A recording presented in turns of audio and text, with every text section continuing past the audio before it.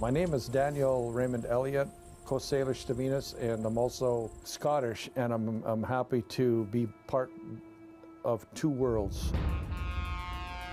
In our world, in our society now, we have so much inundation and so much heaviness and so much pain in the world. You know, an event will happen and people feel very heavy and they're burdened down by what they've seen or heard, or they've had a loss. Sometimes I think society feels like we just have to carry this stuff. You just have to deal with it. And no.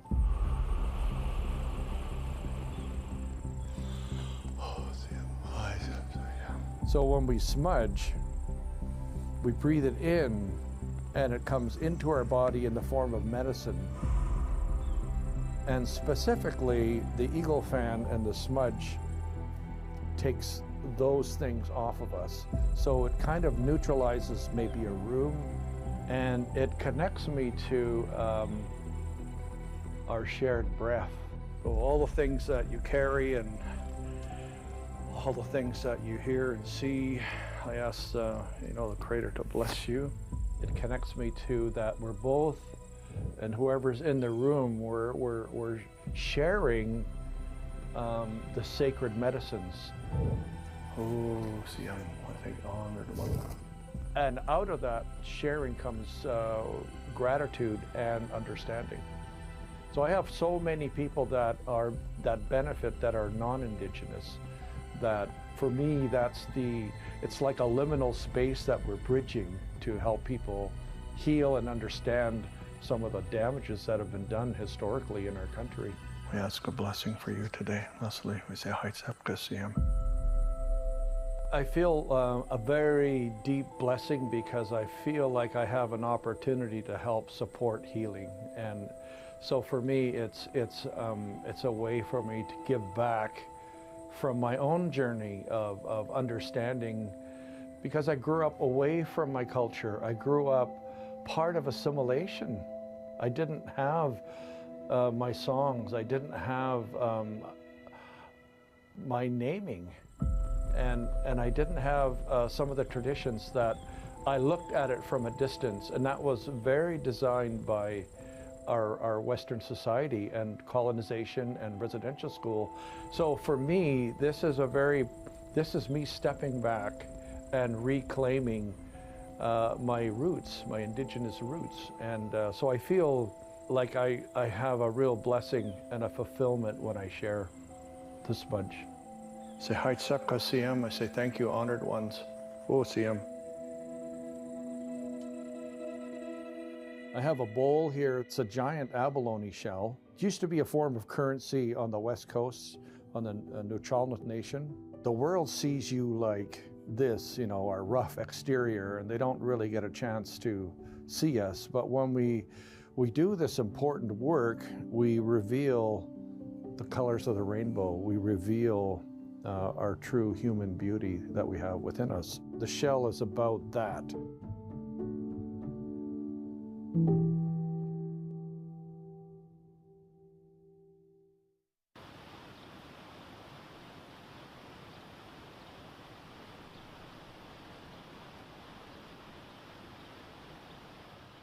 My name's Peter Hutz. I'm from Nanaimo, BC. Guys all hesitant. They're like, oh, he's a drug addict. There's no other drug that can even compare to that feeling, that stimulation of just people laughing and cheering and clapping for you. This is like an AA meeting gone wrong. It's unbelievable. You feel like electricity through your veins. Is it really anonymous when you're related to 3/4 of the people there?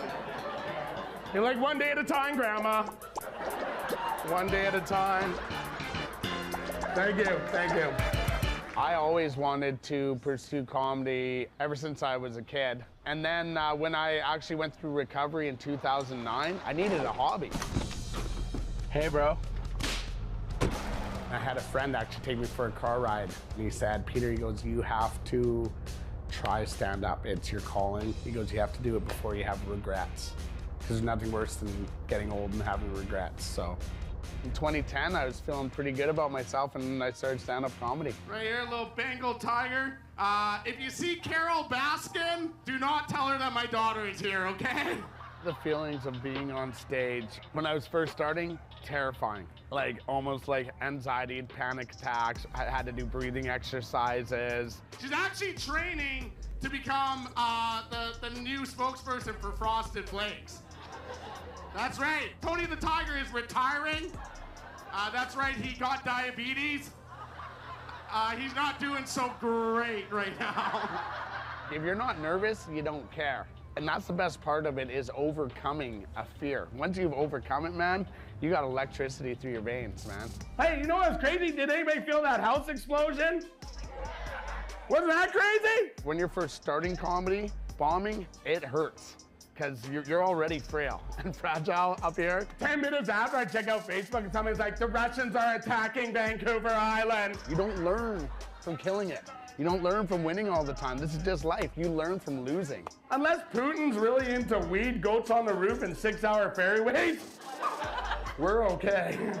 If you fail, get back on your horse as soon as you can. Like, go do another show until you succeed. Maybe Putin really needs to come to Vancouver Island and just chill the out, eh? And if the next one doesn't work, you go do the next one, just till you succeed. Maybe open up his own food truck on Parksville Beach, call it Vladimir's Poutines. I was very, very, very blessed and lucky to early on to have a mentor who turned into my best friend, Matt Billen. This is how we're gonna move ahead. Unity and support like this. Oh yeah, absolutely. What are the odds it's the same day you get puberty? I was in a festival, I won this competition, he was headlining. We just united, became friends, and next thing you know, I was on the road with him.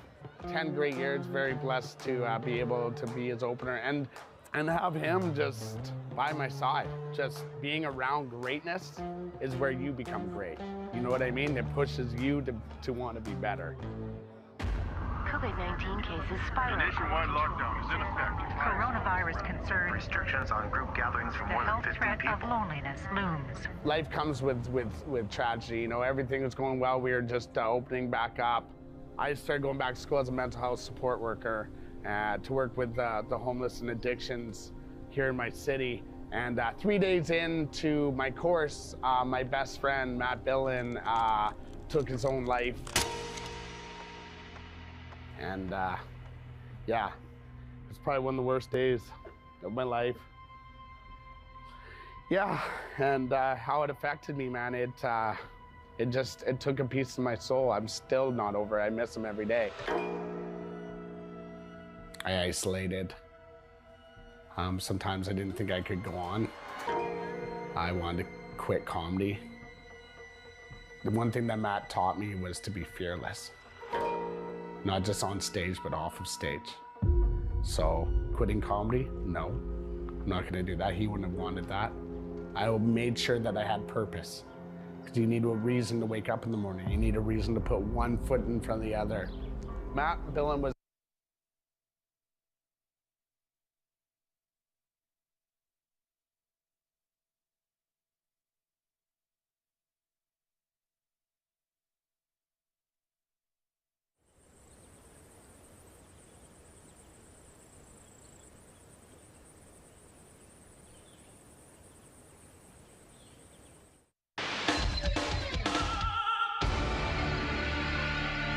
Welcome to a live Shaw Sports presentation.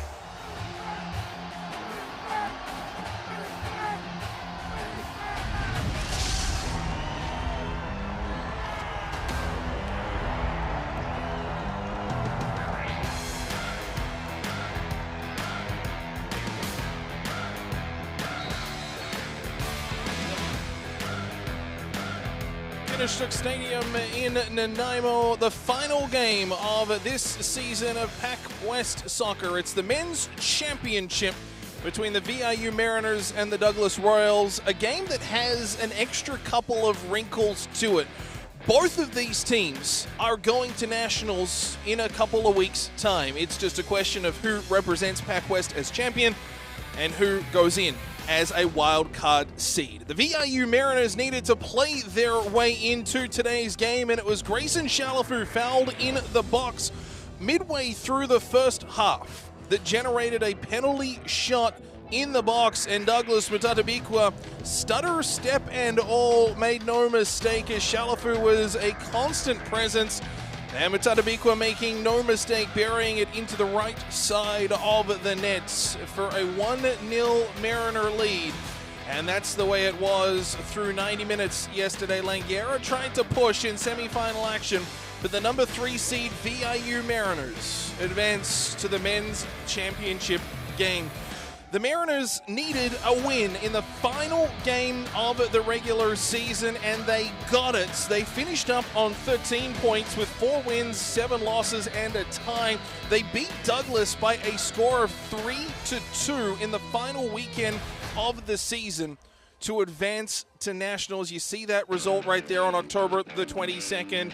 VIU coming up with some pretty good results against the Royals over the month of October, splitting the weekend here in Nanaimo and splitting the season series 2 games apiece. The start, so crucial, will set the tone for the way that this game is played. We will be recognizing some of the Douglas College All-Stars at field level. We'll go down now to Matt Carter. Traditional territories of the Coast Salish peoples, the lands of the Snuneymuxw First Nation, Tla'amin First Nation, and the Cowichan and Stenawis First Nation. We walk this path together. Before the anthem and kickoff, we'd like to take a moment to recognize the Conference All-Stars from the Douglas Royals. Again, congratulations to the VIU Mariners All-Stars who were recognized prior to yesterday's semi-final. Presenting the All-Star Award to the Douglas Royals will be Danielle Hyde, Athletic Director at VIU. When I call your name, please come forward for your award and a photo. PACWEST All-Star, Ben Bolio.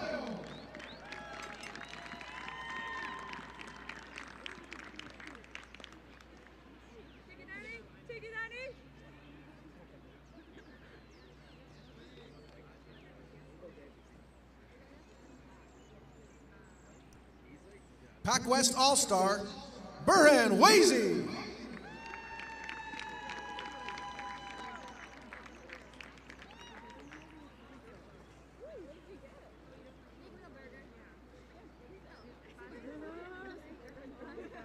And PACWEST All-Star and your PACWEST Rookie of the Year, Dominic Hajdecki.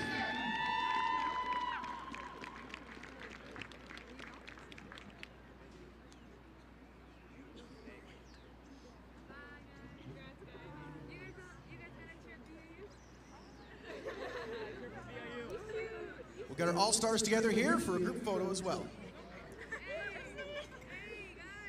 Of course, the VIU Mariners recognized yesterday at semi-final action. Travis Brown named PACWEST All-Star. Once again, congratulations to our PACWEST All-Stars from the Douglas College Royals. Michael Happel, Billy Baziopoulos. Now, before we begin the game, fans, we ask you to please rise if you are able and remove your headgear and join in with Sophia Schelling in the singing of our national anthem, O Canada. All named All-Stars before yesterday's semi-final action.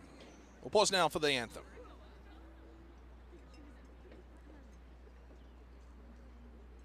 Oh, Canada, our home and native land, true patriot love in all of us command. With glowing hearts we see thee rise, the true north strong and free. From far and wide, oh Canada, we stand on guard for thee. God keep our land glorious and free. Oh, Canada, we stand on guard for thee. Oh, Canada, we stand on guard for thee. are set to go. Good evening, everybody. Welcome to Kakinishtuk Stadium, Nanaimo, British Columbia. PACWEST Men's Soccer Provincials Gold Medal Game. The host, VIU Mariners, welcome the #1 seed, Douglas Royals, here this evening. And now, let's meet the starting lineups for the VIU These two teams, Mariners. very, very familiar with each other. Obviously, the 4 games through the regular season, Number 3, splitting it McCaskill. 2 games apiece. Number 4, Travis Brown. And the coin toss at Number midfield. 6, Matthew Coburn. Michael Happel was outstanding for VIU, the captain. Yesterday in semi-final action, drove the ship in every possible way. Number 14, Quinn Ashton Desaulnier, Reyes. his counterpart Number 50, with the Royals, Bruna. will look to march his team to Ontario for nationals in a week and a half's time. Bears are coached by Kevin Lindo. Final preparations, final chats, final instructions. And now the starting The lineup VIU for Mariners the Royals. will be in their white jerseys with the light blue trim. Number 1, Matthew Miller. Royals in their green jerseys with the white numbers. Number 4, Vern Lacey. Number 6, Benjamin Bowling. Number 7, Mateo Falcone. Starting goaltender for the Douglas Royals, Matthew Miller. It is a very young goaltending core for the Royals. 3 of them on the roster, 2 rookies and a second-year player. Compare that to the experience of number 27 on screen, Ben Chamberlain, in his 5th year, 6'4" out of Cormorants on the North Island. He had to make several key saves against Langara last night and backstopped VIU to victory via a 1-0 scoreline. Mariners will move from our left to right in this first half. And again, going up front with Matthew Coburn, listed as a defenseman, played defense in League One for Harborside this year, but taking on that target role for VIU this afternoon, or this evening. A couple of little changes. Ori Fisher gets the start. He was a substitute yesterday. Jack Bland gets a start here as well. Did not factor into the game yesterday. A couple of regular suspects back, however, and we'll get those as the game moves on. But VIU will revolve around their number 7 and captain Michael Happel.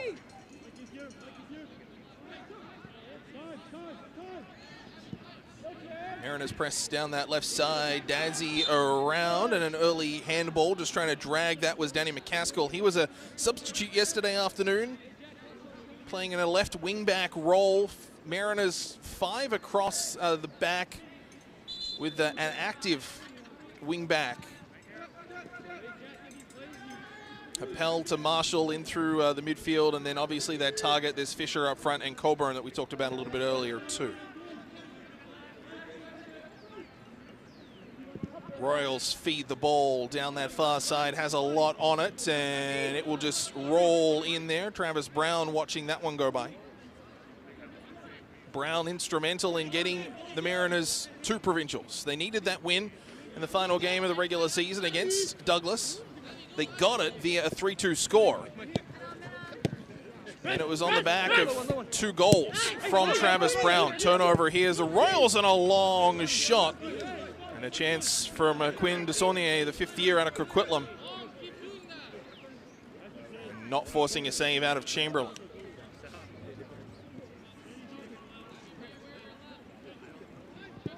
Mariners begin from their own half. McCaskill caught with it. Brown punting it up the left side. Dadzi going for a run, and he'll kick it along, but just couldn't drag it in his lane. It'll come back, and out for it, Matthew Miller.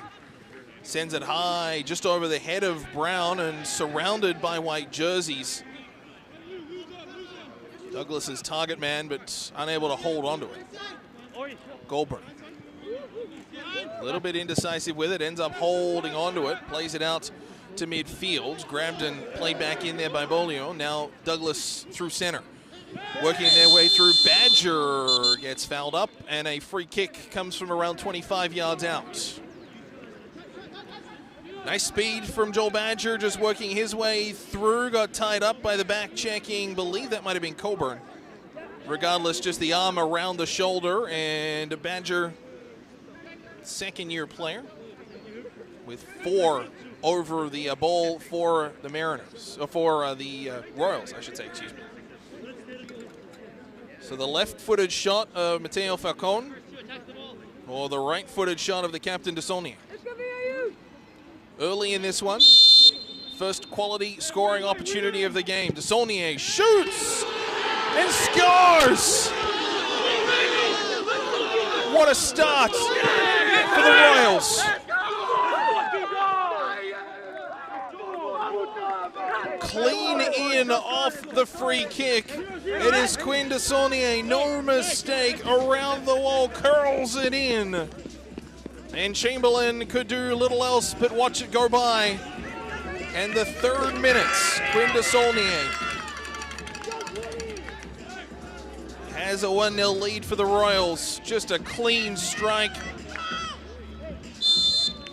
And picture perfect for the Royals to start.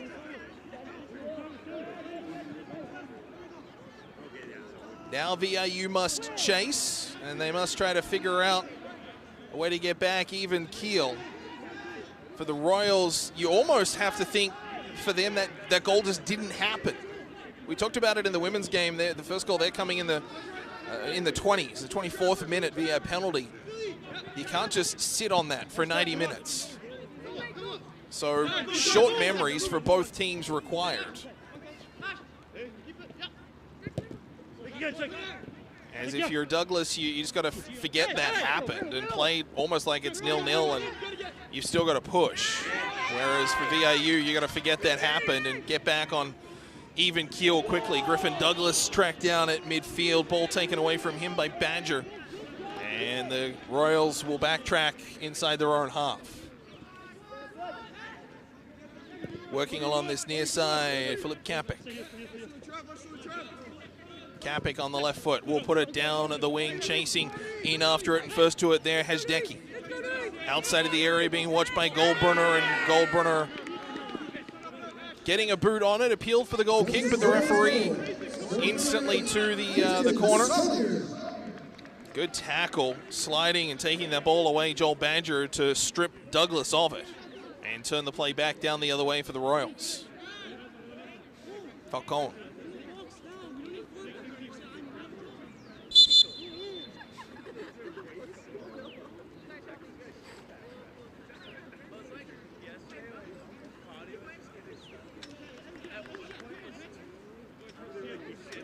Crowd of people in the box. Falcone on the corner.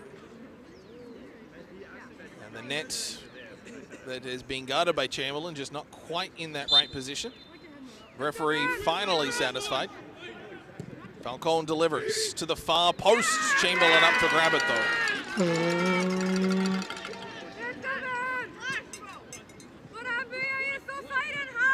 Routine from Chamberlain, just up through the crowd, eyes on it the whole way.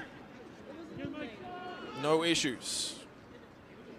As Caskill is looking for it, Brown delivers down that left flank. Dadsey was a substitute in yesterday's semi-final, gets a start here this evening.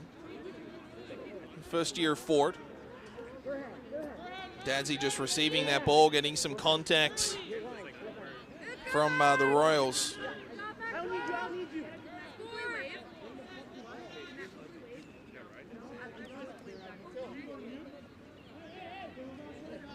It's a free kick from a long way out. Michael Happel will take it.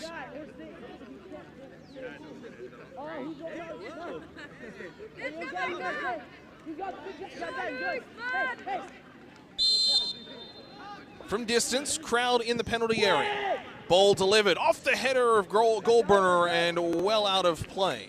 That'll go for a goal kick.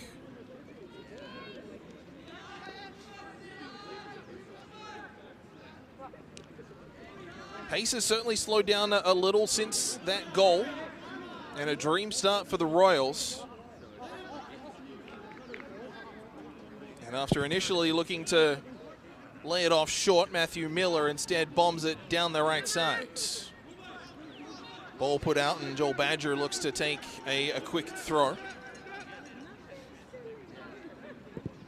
Oh, giveaway. Bad one there as Fisher has it in midfield. He's got room, but quickly snuffed out and closed down. It was a clear pass straight to an opposition player from the Royals, Benvolio. Ball played out near side. Here's Falcon, left wing. Throw in goes to the Royals.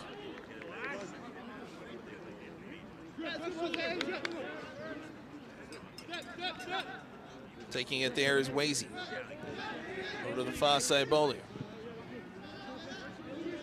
To the outside, Douglas continue to control, put down that right wing.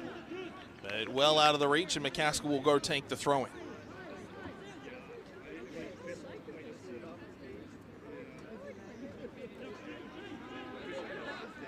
Another factor, much like it was yesterday evening, the weather. Beautiful clear skies, just some light clouds above us here in Nanaimo. Sun is in behind Benson, so it's not a factor. The floodlights here at Kikinistruk Stadium in full effect, but it is the temperature. Around 6 degrees at kickoff. We'll drop down a few more throughout today's game. We saw kind of in that late second half stages, you could see the steam emanating from the players, not only their bodies, but during the exhales as well. And a free kick given up by the Mariners on a challenge there on Hjdecki. And another free kick and a yellow card coming here to one of the Mariner players. Hjdecki just coming in, and it'll be the tackle from Brown, which will see him get cautioned. And another setup, not too dissimilar of a position from where the Royals scored in the 3rd minute. They're probably another 5 yards back or so, but in a very similar laneway along those far hash marks on the gridiron markings here at Kikinistruk. So a little bit more distance, but it is still the same 2 players over the ball. Quinn Desaulniers, who has the lone goal this evening, and then Mateo Falcon to the left and right-footed shot respectively.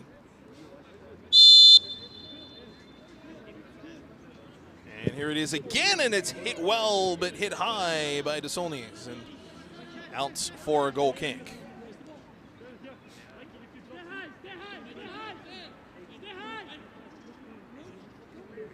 No breeze to speak of really tonight, just the odd wisp of wind, but very, very little air movement, which helps. It's just a pure temperature thing, but we'll see that continue to be displayed on screen as the evening goes on. Over that far side, Badger working his way through. Badger got through a crowd and a whole host of players, carries it to the right corner. Working there, Brown, and it'll go out for a throw. Badger wanted a free kick, but comes back over that far side. It was Brown and McCaskill both closing down Badger, and eventually out for a throw.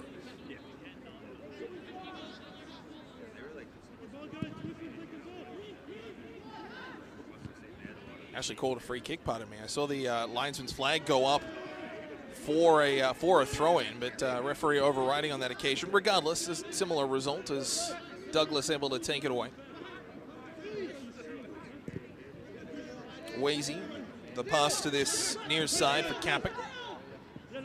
Falcon switches up, goes to that far side, absorbed in by Badger, and he'll go for a run with it. McCaskill close on him as Brown came in charging and did well to get the ball. Now McCaskill up to Brown left side. Chips it ahead. Working there is Coburn at midfield. Back to Dadsey. And VIU buy some time with Brown. McCaskill gave it away, intercepted along that far wing as Douglas kicked through the intended pass there for Hjdecki, never found its mark.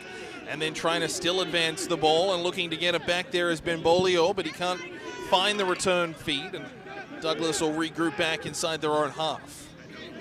Burhan Wazy, all-star recognized before this evening's game. Little give back between he and Philip Capek. Capek, third-year defender out of Port Coquitlam. Over that far side, Jamil Hamadi. turn back. Not a whole ton of forecheck pressure from the Mariners.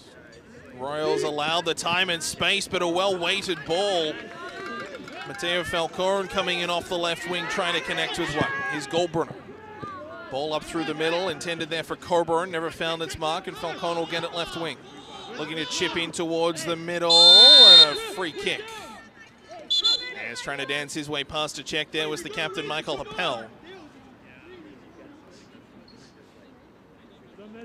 Again, you just see the game begin to open up and begin to speed up and pace up a little bit as the two captains collide there. Not a whole lot in that, but a free kick for sure. Happel pushes it down the right side, and Douglas keen to just see that roll out for a goal kick.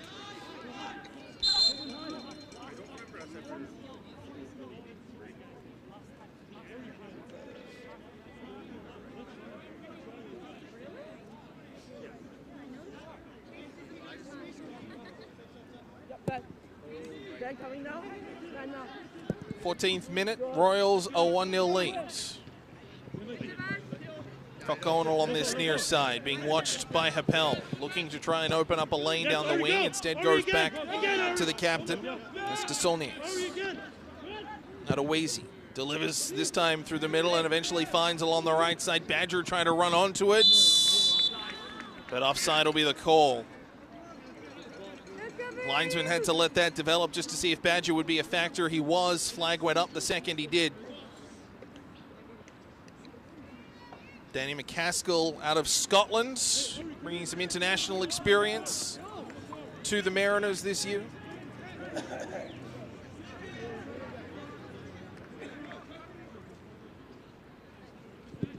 Chamberlain will send it long through the middle. It was headed on by Coburn. Couldn't get too much on it, and Fisher will provide a little bit of urgency for Matt Miller to get rid of it. Goes to midfield. Pell. Now Dadsey working his way through. Kicks it back. That's along this near side for Bland. Out to the outside. Ashton Bryant trying to cut in. Bryant, edge of the area, works his way. Drops it back off for Bland. Goldbrunner. One-touch pass over to the far side. Travis Brown playing on a yellow card after a caution earlier this half.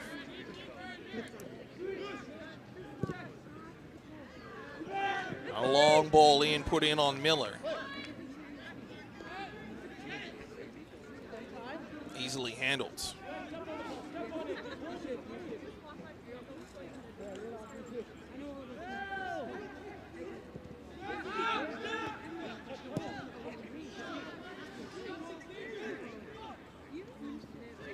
Douglas keen to just keep control. Mariners appear keen just to allow that as well. Not a whole lot of urgency forwards to force Douglas College into a decision. As McCaskill played it back, ball was picked up though by Desaulniers. Dropped it back off, still working over that far side as the Mariners earn a free kick, working his way in there, Alamu.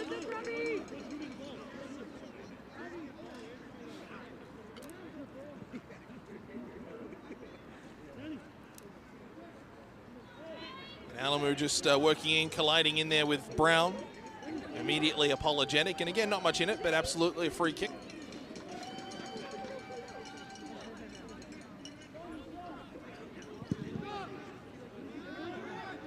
Down that far side as Pena went for a jump for it. Ball falls nicely. Dadsey first touch ahead. Ball still spills loose. Fisher.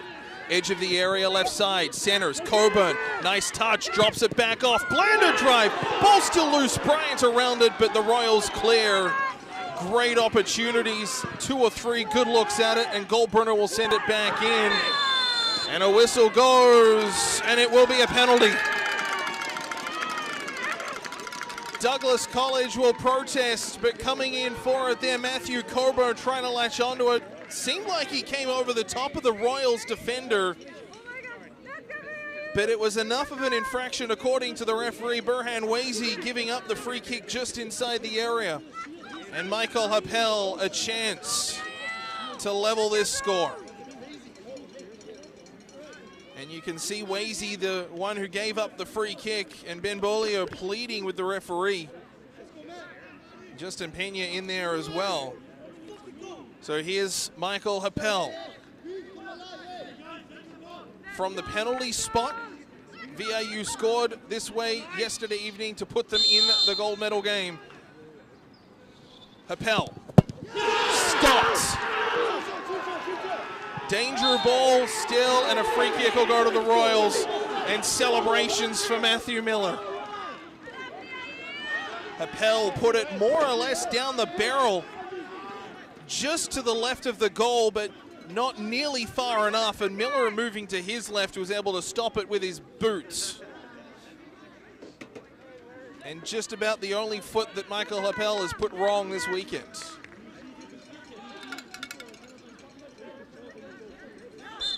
Let's take another look at it from Happel. We'll get that in a second as Matthew Miller will clear it out with a goal kick. Comes out to this near wing. Come on, there we go, there we go. What a stop from Miller, though. Was going across to his left, to the right of the goal. But the ball put down the barrel. Didn't get a whole lot of elevation off the ground, did Happel, and it was a boot save, which got skied up into the air off the boots of Miller.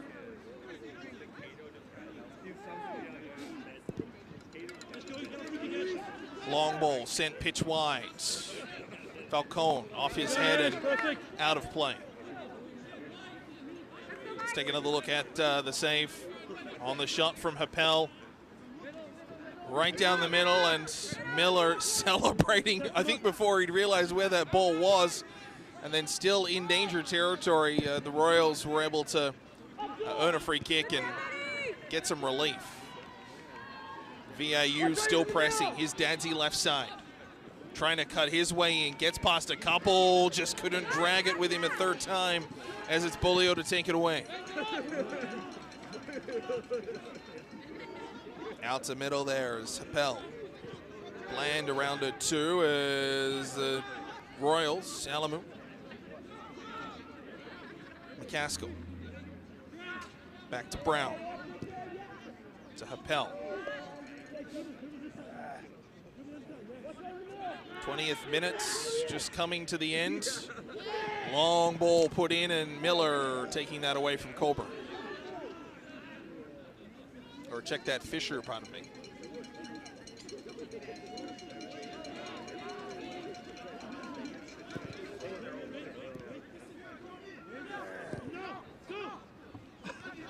Near side here for Kapik. Into the middle, Alamu. Over to Wazy.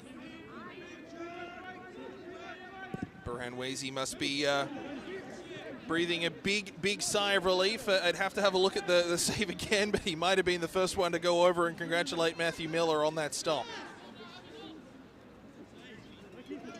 Travis Brown back for it. To the keeper, Chamberlain. Drills that down left side. Dadsy was second to it. Badger along that right side. He's been very active this evening. McCaskill going for a run. It didn't last very long as the Royals send that back in. Couple of jersey pulls. Douglas thought the whistle was for them, but the first jersey pull was definitely from the Royals, as Hajdecki had a good fistful of the jersey from Louis Goldbrunner, and then Goldbrunner with the arm over the top, but it was the first infraction that the referee calls. Not a whole lot of argument from Hajdecki up front either.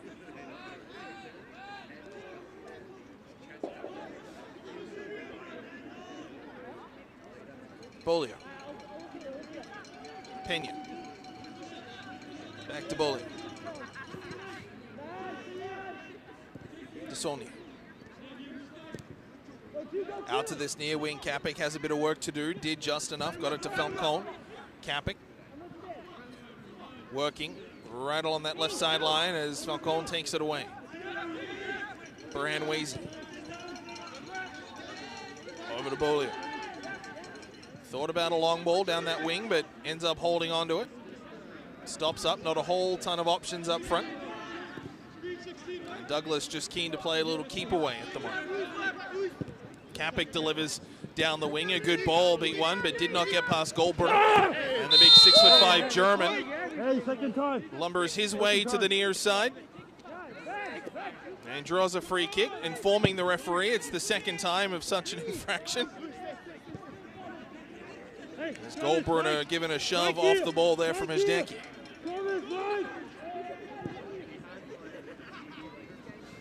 Nice spin and turn by McCaskill, just couldn't bring the ball with him. Got it past one, but not a whole lot of control after that as Goldbrunner comes in and muscles his way through and then slide pokes it ahead, but Royals with numbers able to take control of it. Bryant having to mark Falcone as he heads it towards the goal, but easily reeled in by Chamberlain. Happel. 24th minute, Royals. An early goal coming off a free kick directly in off the boot of Quinn de Saulnier from about 22 or so yards out, and it's 1-0. There's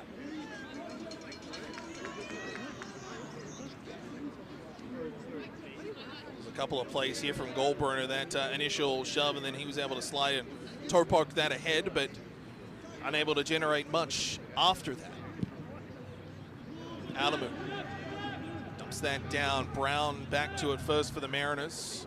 Working along that far side, nice little back heel. Unleashes Happel. And a toe poke ahead intended for the boots of Griffin Douglas, just couldn't control it.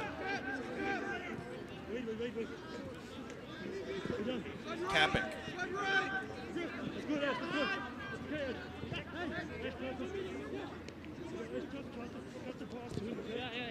Bolio. Pena.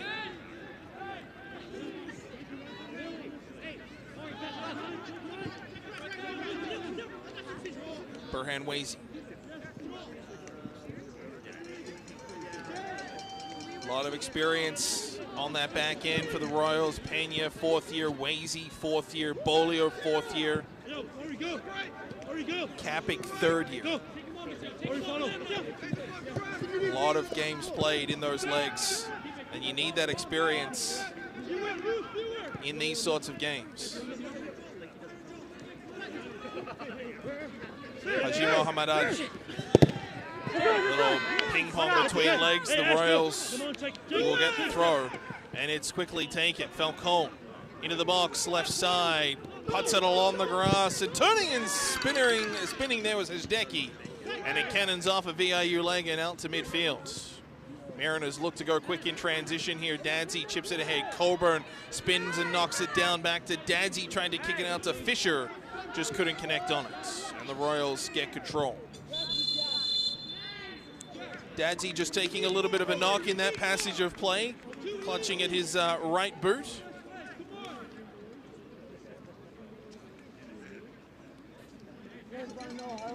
Dadsey appears okay. He'll hop up and just take a little self-inventory. A little bit messy through midfield, but the challenge there on Dadsey from Barad's Haji Mohammadi. It'll be a drop ball for the Royals.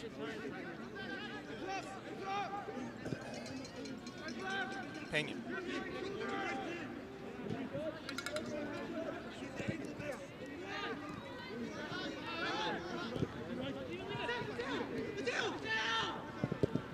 Falcone to Kapik, left side, looks to cross, blocks, gets the ball back. Falcone once more. They'll try a second time. It was Bryant to get in the way of that first attempt, but a good steal from Fisher. Now Kapik into the box, chance from outside, and it's put well over the goal by Badger.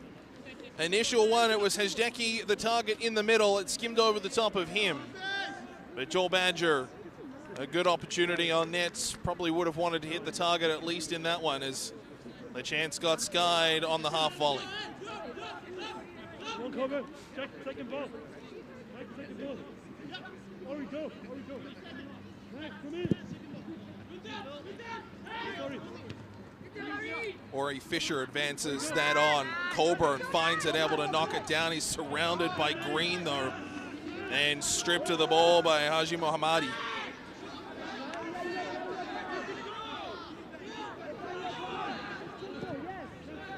Plays it out to Pena.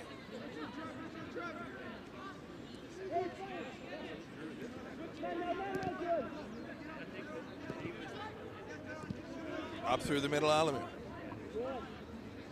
Bolio. And again, there's not a whole lot of press from the Mariners. Their striker, their central attacker, Matthew Coburn, sort of back a little bit. Their two attacking midfielders, Dadsey and Fisher, leaning back as well. Here's a turnover in midfield as Dadsey trying to latch onto one, but it's trickling through and ran out of real estate. Matthew Miller over to grab it quickly as well. Here's Pena on a fast break down the right side. Trying to dance his way through, got the little give and go. It went out for a throw, and the Royals will take it quickly. Pena down that right side, finding himself in attacking territory, but ultimately knocked out of play. It was Alamu, pardon me, the final touch on it, and Dadsey just didn't quite have the legs to get there, and then Miller recognizing a chance to run it down that right side. Good in transition are the Royals. Ball knocked down by Bland. Through the middle now, here's number 12, Griffin Douglas. Play to the outside, Maxwell Dadsey. Dadsey stops up, delivers with the right boot to Fisher. Ball kicks back towards the goal, it kicks out. Brian shoots off the post. Yeah, they score!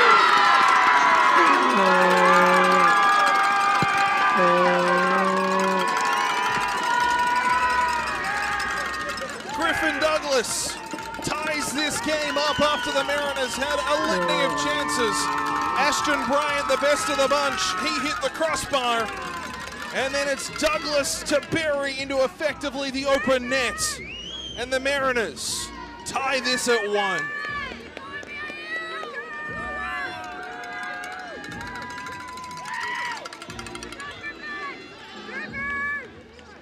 They stuck with it, did the Mariners.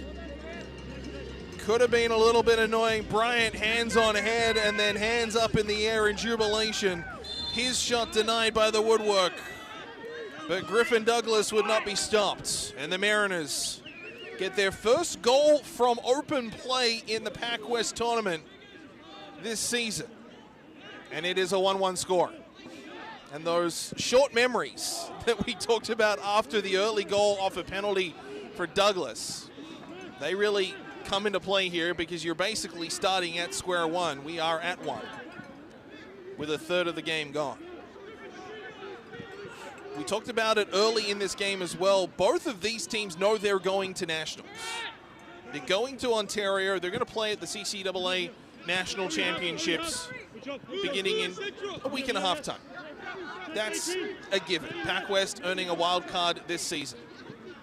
So both of these teams will go. The question is who goes as PACWEST champion and who goes as the wild card, and that has an impact on scheduling and things of that nature. So a win here presumably gets you a more favorable draw at nationals, or at least a different draw at nationals. A loss still gets you to the tournament as a tackle clumsy, and that'll be a yellow card coming to Avi Alamu. And just unnecessary, a little reckless, coming in and really didn't get much, if any, of the ball.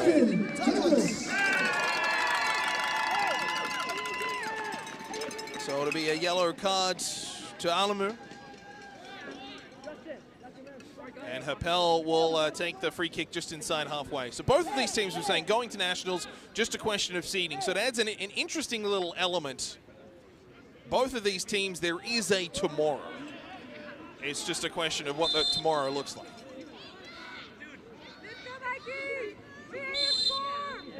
Beautiful evening here at Kikinishtuk in Nanaimo. Long delivery from Happel. Again, the target was the goal scorer, Douglas. And now the Royals trying to go quick in transition through traffic. Goldbrunner trying to track his man down. Play to the outside, but a crucial boot by McCaskill. Royals will get the throw, but McCaskill stymieing a chance. Here's a look at the tying goal. Bryant's chance denied by the woodwork. but absolutely nothing to stop Griffin Douglas. That made it 1-1, cancelling out a penalty in the 3rd minute. Oh, pardon me, a free kick, I should say, in the 3rd minute. To the Royals, Desaulniers. Had a penalty early in yesterday's game that propelled the Mariners to the gold medal game, but a free kick clean in from Desaulniers 3 minutes in gave the Royals a 1-0 lead, and then VIU able to tie it up. 25 minutes later.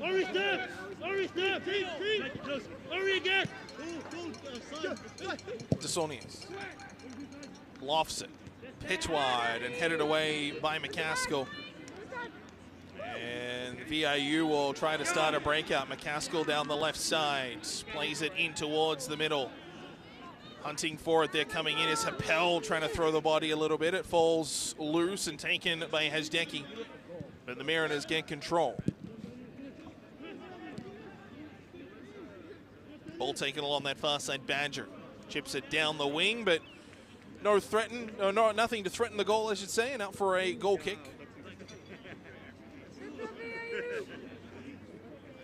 There's Louis Goldbrunner, the 6'5" German. Has been a big add to this team late. Had an injury right before the PACWEST season started. Actually broke his clavicle. Had to miss some time at the start. He's come back in, and you can see the role that he plays even as a second-year player. He's still got some legs in him in his collegiate career with the Mariners.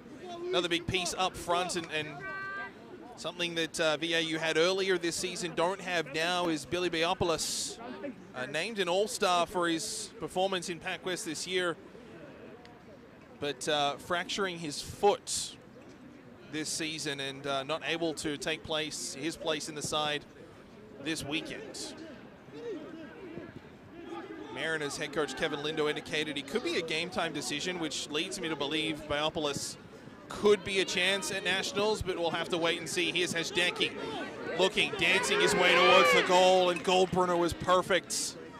Chamberlain was very, very high in his penalty area, effectively above the penalty spot, just trying to close down any sort of angle. But it had the threat there for a runaround if Hajdeki could get away, but Goldbrunner was able to take that chance and nullify it pretty quickly. Wazy. Down that far side, Pena. Little chip in and taken away, Alamu. Comes back. That's for Wazy. Long ball through the middle and hunting for it. First to it is Brown. Puts it to the outside. Now Allen just couldn't track that down. Out for a throw.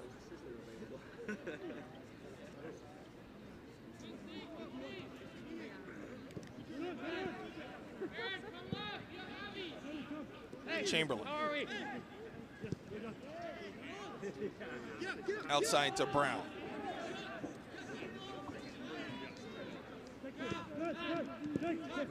Into the middle for Bland. Appel bombs it long down the left side. Dansey to go for a run with it, although it'll skip along the turf field here at Kinnistuk, and out for a goal kick. Benvolio ensuring it goes that way. 37th minute here on a gorgeous Sunday evening. You can feel the temperature drop, though, as it goes. You'll see that reflected on the screen, certainly by the early second half. Last night, players were literally steaming at points during last night's men's semifinal between the Mariners and the Falcons. Working near side as Desaulniers turned back to midfield. Put back up to Wazy. Over to the far side, Bowley. Into the middle, Alleman.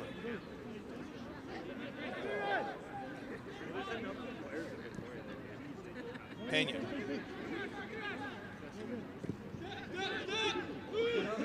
Wazy. Captain.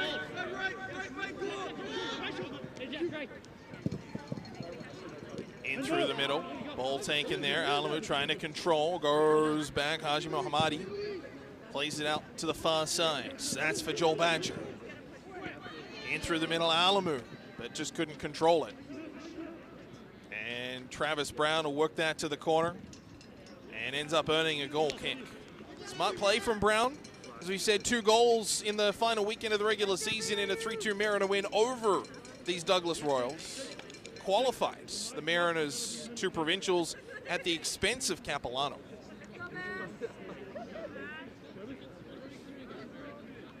Okay, come on, Corbin. Ori, come in. Nice, come in, come in. Come on, close it in, guys. Close it in. See Goldburner on screen there, just marshalling resources up front, the wingspan on the big German.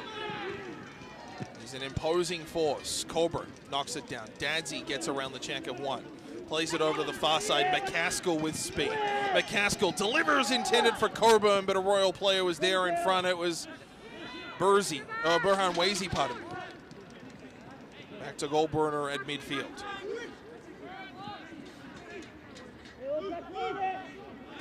Goldburner plays it to the outside. McCaskill, the Mariners will try once again. Delivers. Coburn heads it on. Bryant has some time and space. Juggles towards the goal. Gets a weak attempt and an easy save from Miller.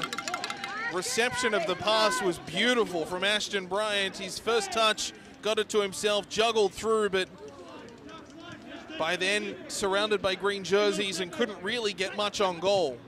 Bryant was ever present last night in semi-final action, and he's started off on a similar note here this evening.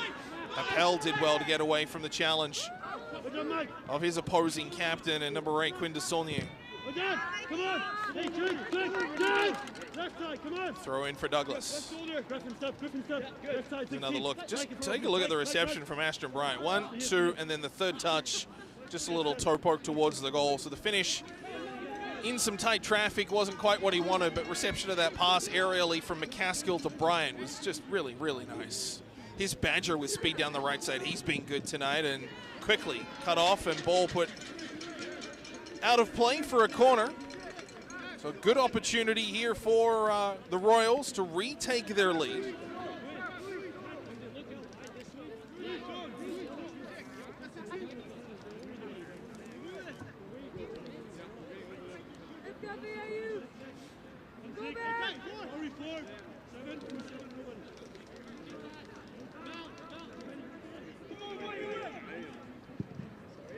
Delivered into the area, back post, chance, and it's blocked down in front.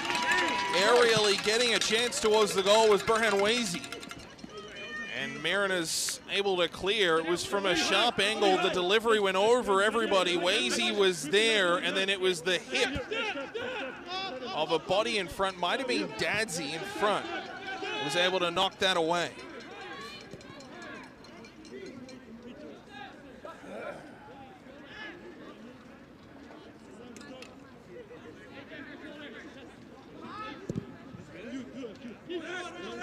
Long ball delivered in there as Bryant heads it upfield. Appel sends it along. Coburn heads it to the right side, trying to get a body to run onto it. It'll just trickle towards the sideline. Ori Fisher did well to out-hustle his man to it. Now Coburn back to goal, chips it back, and just the wires crossed with Ori Fisher.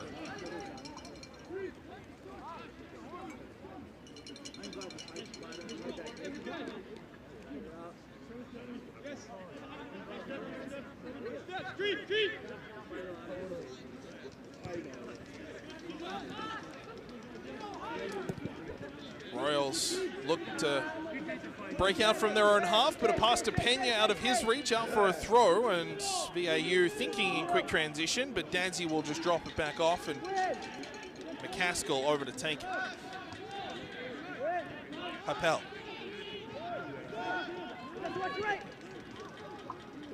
Ball put out for a throw-in.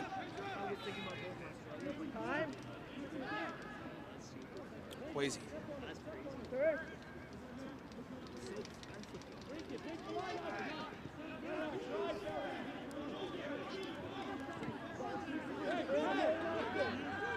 Again, not a lot of urgency from the Mariners to force the Royals defense to make a decision. Very content just to sit back. We'll see if that continues as the game rolls on. Certainly at a 1-1 score. Here's a turnover from the Royals. Ori Fisher from distance, and that shot blocked. A little bit of frustration from the Royals back four. Maybe that's the read from VIU to say this back four, despite its experience, maybe there's a mistake to be made. Weezy. Over that far side for Alamu. Played out to the wing and a hard tackle on that far side, and in a little bit of discomfort there. I believe that's Joel Badger. Just some contact. It is Badger along with Dadsy, and Dadsy's leg just kind of sweeping underneath Badger. Might have winded him a little bit. It was a hard fall to the pitch.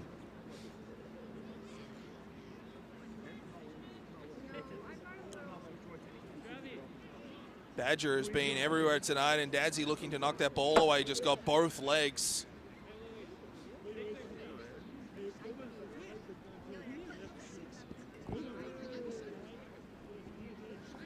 And Badger up quickly for it. Still having a chat with the referee. I didn't see a card to Dadsy.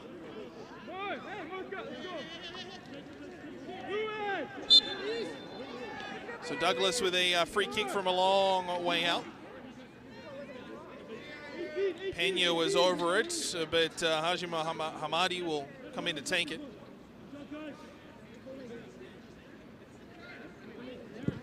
Final minute of play here in regulation in the first half, as the Mariners look to clear it up high. We'll probably have a 2 or 3 minutes added on, certainly for the goals. There haven't been a lot of extended stoppages. We've had some free kick setups, obviously, so maybe 3 or 4 minutes added on in this first half.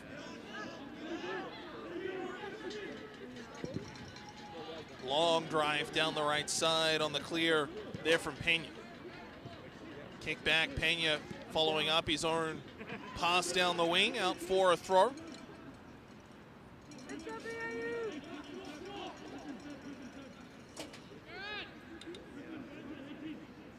Fourth official ready at midfield. The ball thrown in. And it will be just 2 minutes added on.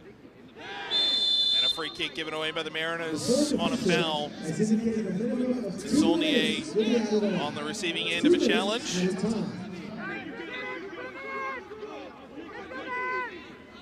So a chance here from about 25, 26 yards out along that right wing. Saulnier was on the first 2 free kicks from this sort of distance, albeit a little bit more towards the middle of the field. He's heading in as a target now. Instead it'll be Mateo Falcone on it with a chance, and Falcone will deliver all the way along the pitch on his right foot. VIU trying to let that go out of play, but well tracked down along that far side by Pena to keep it in. Mariners clear, and a quick whistle with Pena and Happel tied up behind the play. Both the linesman and the referee running in, thinking they might have to try and separate something, but caught behind the play. It appeared no real bad blood between Happel and Pena. Probably just got tied up in each other's equipment, and that was all it was.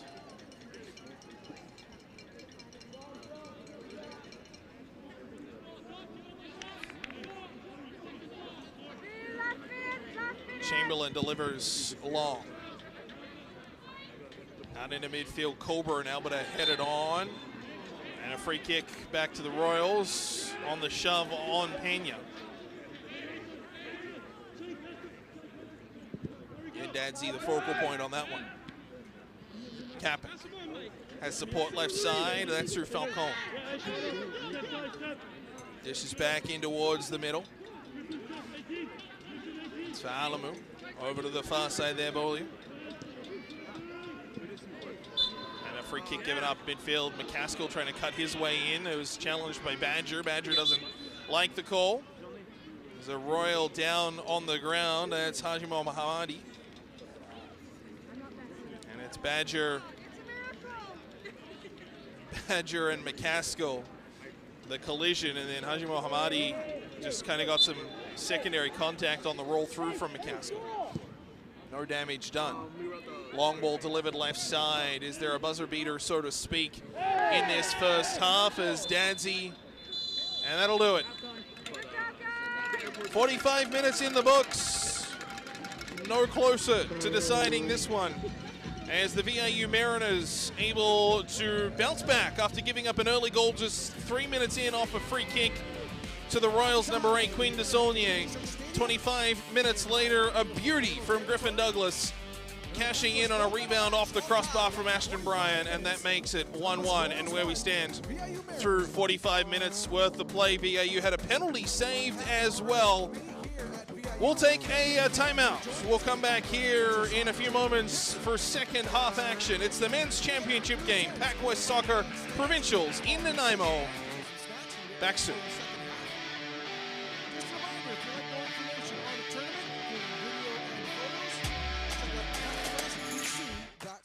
Once again, PACWESTBC.ca. Vancouver Island University is located in one of the most beautiful places in the world, on Vancouver Island in British Columbia, Canada. The Nanaimo campus is situated at the base of Mount Benson and offers gorgeous views across the Salish Sea towards Vancouver and the Pacific Coast Mountains. VIU offers more than 120 programs, from upgrading courses to bachelor's degrees, from trades training to master's degrees. We want you to know that there's a place here for you. To help make this a reality, VIU offers more than $3.5 million annually in student scholarships, bursaries, and awards. And our class sizes are small enough for instructors to get to know you and interact with you regularly. Our mission is to make higher education an option for everyone. Being in one of the most incredible places on the planet is just a bonus.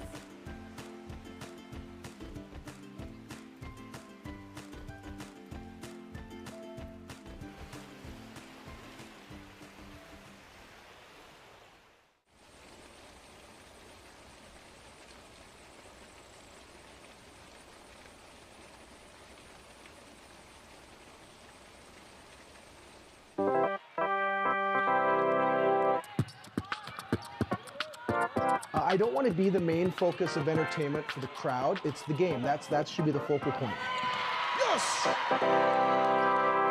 Class and hoop, Harriet McKenzie! But if I can create a mood, environment, a vibe, that means this crowd has a great time and the athletes love being a part of it. Oh my! Tori Odom magic! Even like the opposing teams, I want them to hate playing the VIU teams, but I want them to love playing in the VIU gym. Then I've done my job. Oh my! Welcome back, AK! So I'm also a radio programmer with the local campus community station, CHOI 101.7.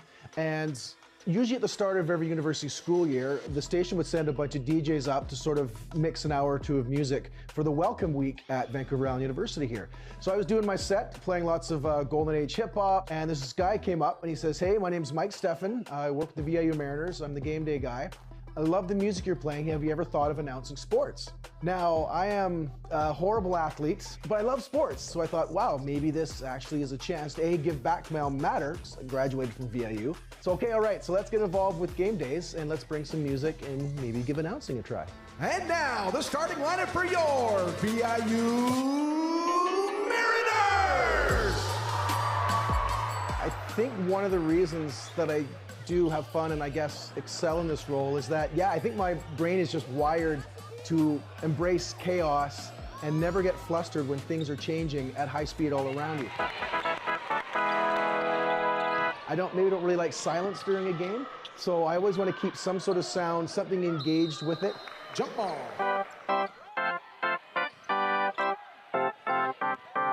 You have to be ready at any moment to switch from the keyboard to a sound effect. VIU Mariners basketball. To add all those different elements, to create a really well-formed game production and a wonderful sonic space, the gym is your canvas. How do you want to paint it? How do you want things to feel? What do you want people to take out of it? And it's a challenge I love taking on and love performing. D's Nets, got him! CJ Buckley. I think it helps to be a sports fan, not just from sort of knowing the game, the rules, because you can react faster to what a referee does, what a play does. But I think just the passion from being a sports fan helps to fuel what I do. Jump shot good, Renika Guyton. I have the best seat in the house. I've always thought I have the best seat in the house. You see everything. You hear the benches side by side.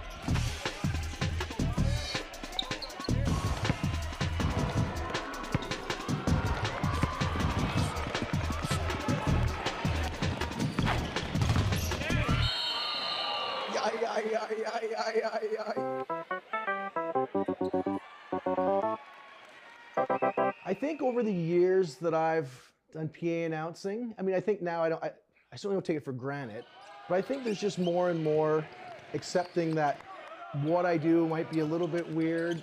Like, I don't have the classic low voice that PA announcers have. Jackson Cooks. I'm not the best piano player in the world. I'm not the best beatboxer in the world, but I found a way to sort of combine all these elements into something that is VIU. VIU, Mariners basketball. I must admit, people like often will be like, yeah, they hear the hip hop beats, and then his buddy's like, hey, the announcer, he's doing that. What? Yeah, watch. I get that a lot. I think that's just really cool. Smooth Ryan Bastian. It's funny to think about ever taking this role to another gym. Trouble violation, Mariners basketball. Because this gym is kind of home. The acoustics work great for the beatboxing. It's nice and loud. Torrey Hold'em. Nice finish on the dish from Landon Radliff. It just feels great. I mean, I suppose you can never say never forever, but if I end up being the voice of the Mariners for as long as the Mariners are around and I'm around, I'd probably be pretty content with that. D's Nets, got him, Akoy, you want. I remember when I first got started, I talked to legendary play-by-play man Dan Marshall. Making moves, spinning, McCover alone, scores! And he said, it doesn't matter the size of your shoes as long as you're using the sole. And that's something that's always sat with me.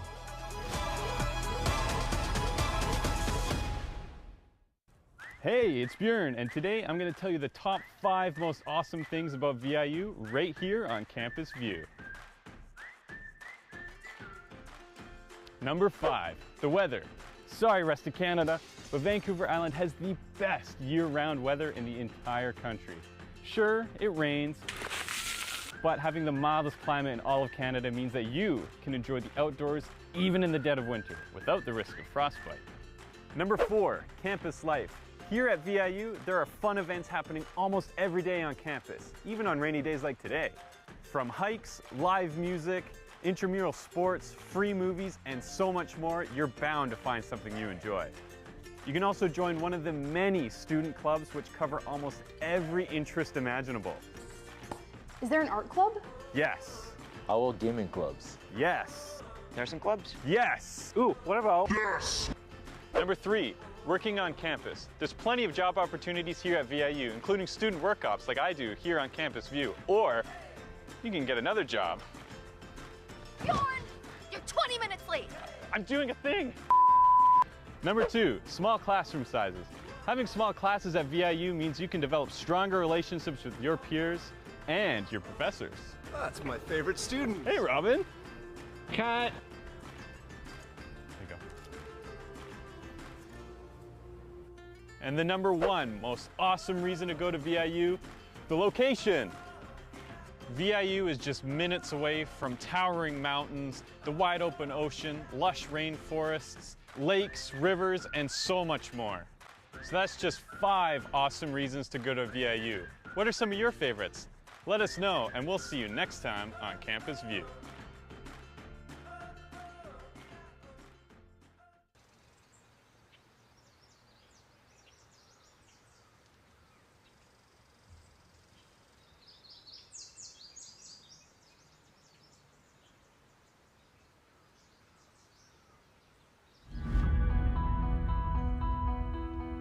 I moved to Nanaimo during the year of 2012. Then I was hearing lots about the Nanaimo Clippers, and knowing that they're a very good junior A hockey team here in town, I went to my first hockey game here in Nanaimo and thought it was, wow, it was amazing. Like, these guys actually have good skills in hockey. Because they give us dedication to putting on such good sports for us, I felt, how could I do this? I would love to be able to give my dedication back to them as being a true big fan of theirs. And I thought of this. Let's be a super fan. Let's create this whole thing and see where it goes. Let's go, Clippers! The sports I love to watch here in Nanaimo are the Nanaimo Night Owls, Nanaimo Timbermen lacrosse team, Nanaimo Buccaneers Junior B team, our awesome VIU Mariners hockey team, and of course, the Nanaimo Clippers hockey team. Let's go, Clippers! Honestly, I don't even have a favorite. Get 'em, boys! But I will say, if there had to have been a favorite, I have to go with hockey because it's what desires in my heart. That's a good pickup! The great clean passes they give, you know, the communication they're giving and all that. Okay, going deep, going deep. And the fact that they have such good momentum when they're on the ice, and just the fact when they score it. Oh, yeah! So great to see them celebrate that they've put so much hard work into that one play, you know? Nice work, that was great. How many times do you see exactly a fan get up and dance and also be the big leader of saying, let's go Clippers, let's go Bucks, let's go Mariners, let's go Clippers! Someone had to take that spot, and I thought, you know what? I love giving that positive energy. Let me be the one to steer part of the ship while it is sailing. This is your time, this is your moment. Let's get it on! Here's a chance for Hewitt, a shot, scored! Jake Hewitt! I first noticed Sash when I wasn't playing the one game, I was injured, and I saw this guy behind the bench. I was like, who is this guy? When I got back in the lineup and started playing, that's when you could really feel his energy every time he'd come out. I always tap on the glass right before I come out, and he gets all the boys fired up. It's time! You know it! That's what it's about, you know, showing that you love what they're doing, and hopefully they can admire what you're doing for them. Nice work, boys. Way to hustle that. He's like our seventh man. Like, when you look back there, Let's go, boys, let's go. It's our time. the whole outfit he wears, banging on the glass, everything that he brings to the table is 100% every night. Here we go, baby. It's about, you know what, let's give him the vocal, let's give him the best there's ever been. Let's go, boys. And you see him fired up, I mean, Let's go, Clippers! I'd be intimidated if I was the other team. Let's go, boys, let's go. I mean, I wouldn't want to go into a building with a wrestling guy behind the bench. Let the game begin! The reason why I do that is because I love to imitate my favorite wrestlers. Let's go, boys, let's go, let's go. One of them, his name is AJ Styles. He wears this exact hoodie, you know, gloves, all that stuff, pants, because that's how a wrestler would enter. Back up, on your defense. Nice hit, good clean hit, way to keep him off. Hey, Alex! Okay. Win or lose, that's not what it's about. Boys, it's okay. You remember, things come within a progress. It's all right, we're still ahead, we're fine. It doesn't happen right away, but just believe me, progress is a big stepping stone, whether it's sports, whether it's work. Let's go, Clippers! That's what I feel as a super fan. You hear that, champ? We gonna do it tonight. Progress into knowing I believe these guys have what it takes, you know? I'm always there to pick them up when I feel they've fallen down. That's what it means to be a supporter. Try, buddy, good try.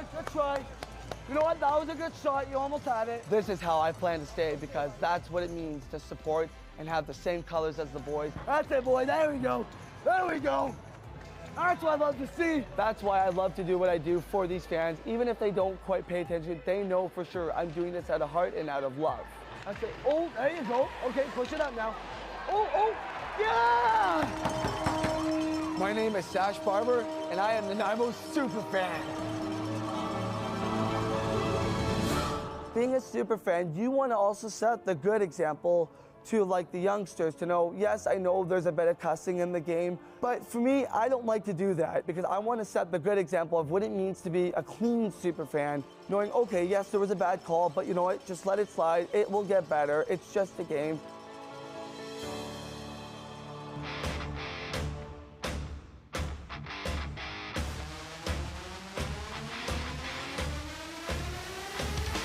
1-1 the score after 45 minutes worth of play here at Kikinishtuk Stadium in Nanaimo. Welcome back, PACWEST Provincials Men's Soccer Championship game here on show. My name is Alex Ronsley. Thanks so much for spending a little bit of your Sunday evening with us. Let's take a look at some of the key plays of that first 45 minutes.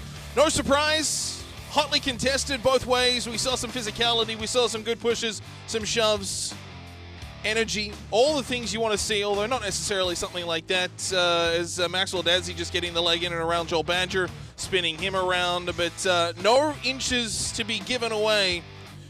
Here's a look at some of the scoring chances this early. Ben Chamberlain able to reach up and grab that one.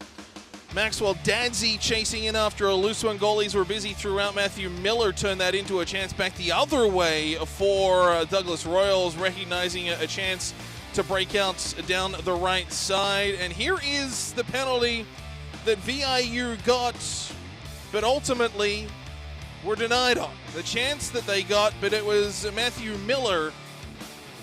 Here's the goal that tied it up for VIU, or pardon me, not the goal that tied it up for VIU, Ashton Bryant. A chance there, a chance still to the side, VIU able to clear all of these near misses. Here's the goal that opened it up, or at least the foul that led to it. Again, working his way through, and then it was the captain, Quinn Desaulnier, 3 minutes in, made it a 1-0 Douglas lead. No mistake, clean in off the free kick, beautiful from about 22 yards out. And then VIU countered about 25 minutes later. Ashton Bryant hit the crossbar, cannoned back out, and Griffin Douglas making no mistake. Bryant, hands on heads, hands up in the air. And the VIU Mariners tying it up at 1. And that's where we stand through 45 minutes worth of play. The Mariners and the Royals all square on a crystal clear night here in Nanaimo at Kikinishtuk Stadium. Sun long gone behind Mount Benson. Temperature dropping around 5 degrees at the moment. You'll see that reflected in our coverage as this second half rolls on. You'll see the steam kind of coming off the players in addition to all the exhales and whatnot. On the line is obviously the PACWEST Provincial Champions, the gold medals and the PACWEST seeding at Nationals, but both of these teams have got their tickets to Windsor, Ontario already. St. Clair College hosting Nationals this season. Both teams will go. It's just a question of who will go as PACWEST champion and who will be in a wild card spot. 45 minutes will decide that, or at least go a long way to deciding that. If it doesn't, we'll play 30 minutes extra time in 2 15-minute halves. And then we'll see if we need penalty kicks from there. We'll try and pick up on some of the halftime substitutions. I already spotted one. Grayson Shalafu will come in for VIU. He was ever present last night. In fact, drew the penalty that Douglas Matadabikwa converted on midway through the first half. So Shalafu, an energetic presence in midfield. He will come into this game. You can see him with the longer hair and the headband just to the left of your screen, jogging out with the one black glove on his right hand. And we'll just try to pick up some of the other substitutions for both sides as this second half rolls on. 45 minutes left in this one, if we can find a winner.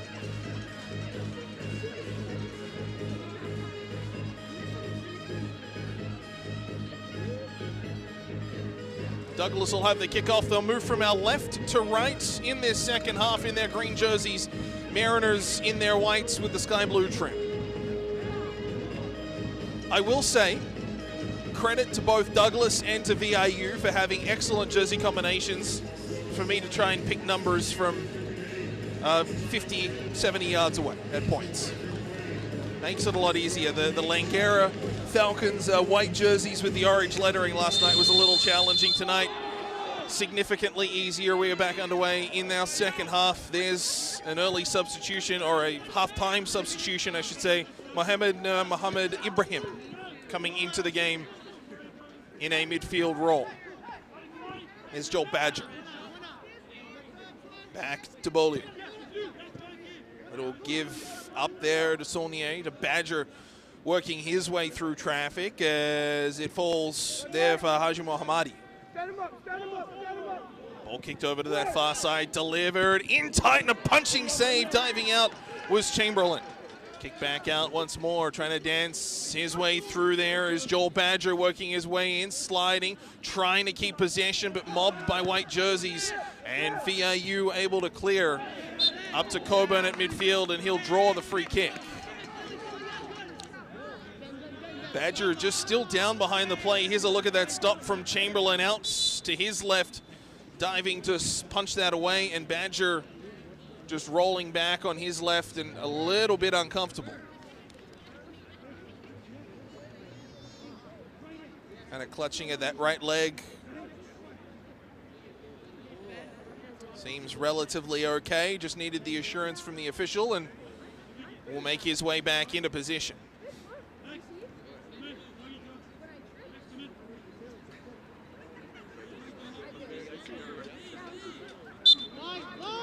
Another substitution at halftime for the Mariners. Douglas Mutatabikwa thought he may have picked up a knock in yesterday's game, but ultimately okay to continue. Did leave with what looked to be a quad or a thigh injury, but obviously no serious damage done. Back in the lineup here today is a chance down the left side. Quickly closing down is Brown, coming across with a sliding tackle, and Goldbrunner able to clear.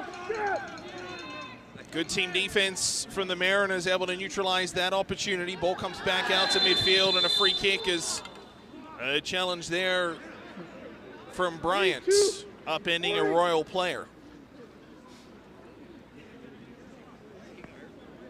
Bryant's just colliding there with, can't quite get a read on that number. It might be a Kapik, I think. It is Kapik.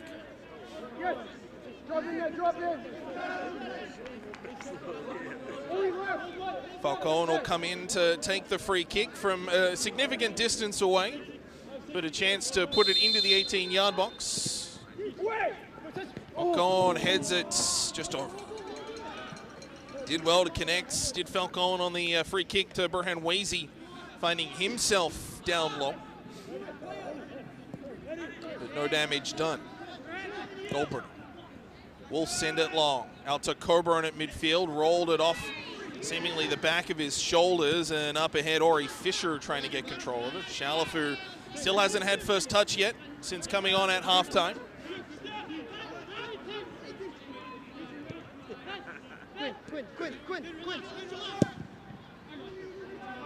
Long ball played down, intercepted by Brown.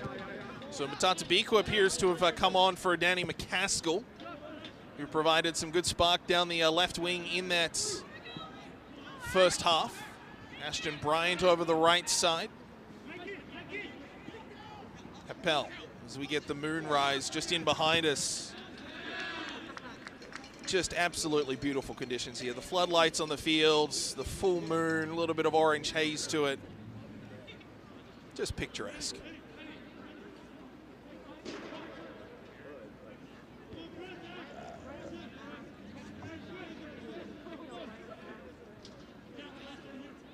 Thrown in, here's Shalafu, and his first touch of the ball was the energetic spark at midfield all throughout last night's game. Douglas Mutatabikwa scored from the penalty dot, sending VIU into the final. Kicks back out. Bryant plays it ahead, but was just a little bit too enthusiastic on it. There's the moon. You can see it there.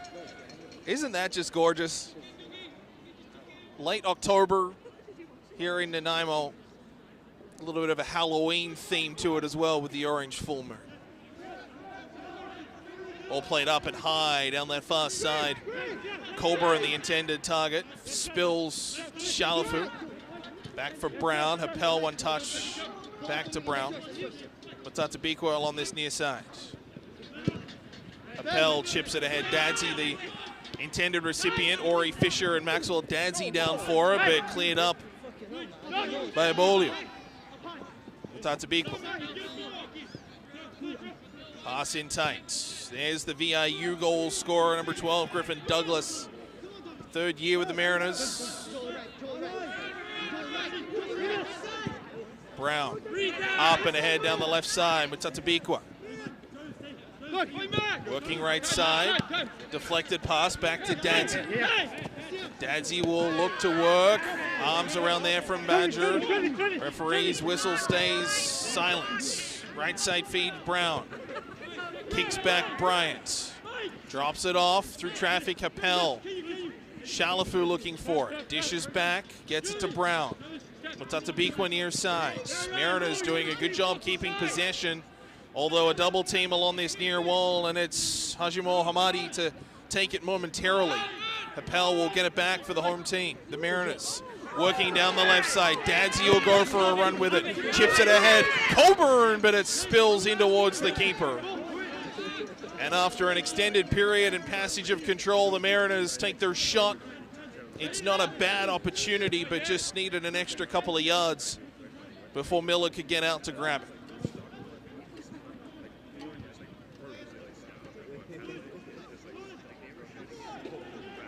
Ball spills there for Falcone, left wing. Put out a play for a throw-in.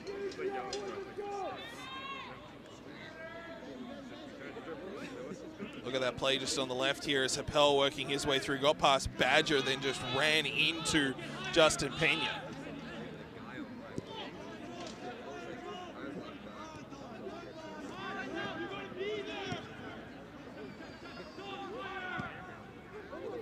Left side, Falcone will go for a run with it. He's got a couple on him. Bryant and Goldburn are closing him down. Ball to the middle, dangerous, but Marin is able to clear and clear very well. Coburn, touch pass back. Fisher to Coburn. Working, tackled, and fouled.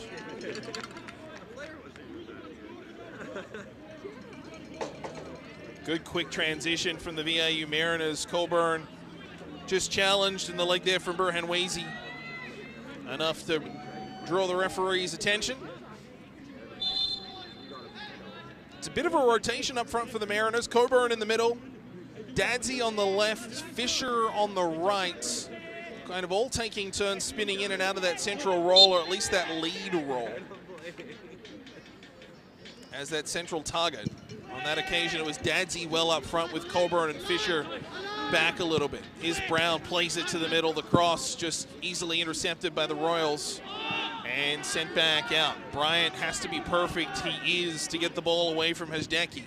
Although it's quickly stolen back. And here's a 2-on-0 for the Royals. Out to challenge is Chamberlain, and he beautifully done. Courageous from Chamberlain. Recognized the 2-on-0 as the Royals snuck in behind the Mariners defense. Split second, he held back, but ends up coming out to challenge Falcone and did enough to take the ball.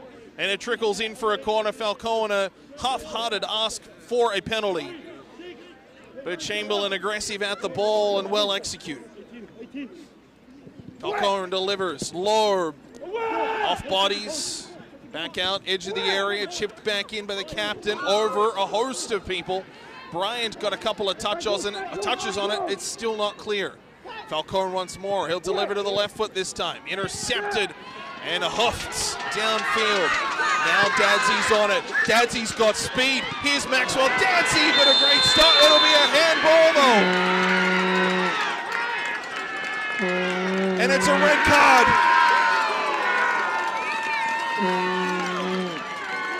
Matthew Miller has been sent off. Maxwell Dadzi was effectively in all alone. He got past Pena, chipped it over. Miller tried to make the claim. It was off his chest. It looked to me to be the right arm. I'd love another look at that. We'll have to check. But Matthew Miller has been sent off. And he's still making claims to the linesman. Let's take another look at this. Dadzi out hustling Pena to it, got position, chips it. Whew. I don't know. The angle from behind, I thought it had touched Miller's arm. That one there leads me to believe Miller might have a case. Yeah, let's take another look at this one. We're going to slow it down, and it was that stutter there from Pena. He looked like he was looking at Miller, and Dadzi just didn't care. Eyes for the ball. takes it off the chest. One bounce, up high. Yeah, that's arm. That's forearm all day. Miller can protest, but it looks, at least from that angle, and certainly more so from the one behind,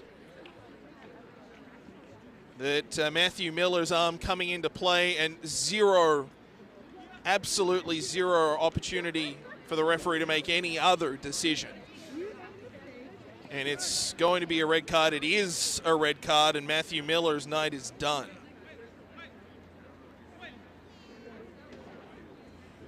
So a substitution will have to be made here. Let's take another look at this. This is the one I think looks more like the arm than the front angle, the side angle one. Oh, that's arm all day. That is an outstretched arm by Matthew Miller. Checking into the game, goalkeeper number 22. So a goalkeeper substitution coming on. Kirash Ahmadpur Banamari now in nets. He is a second-year player out of North Vancouver.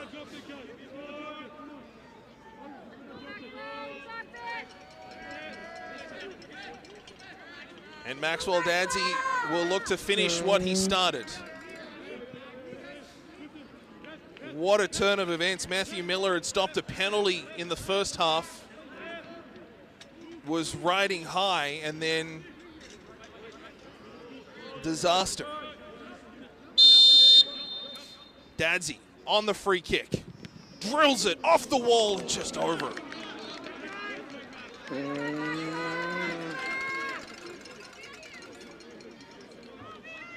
VIU still threatened. Let's take another look at the handball. This is the one that certainly looks more. It's Dadsey out hustling Pena to it, and that's outstretched arm. Great work in the truck to get that one, and the camera to get that right angle.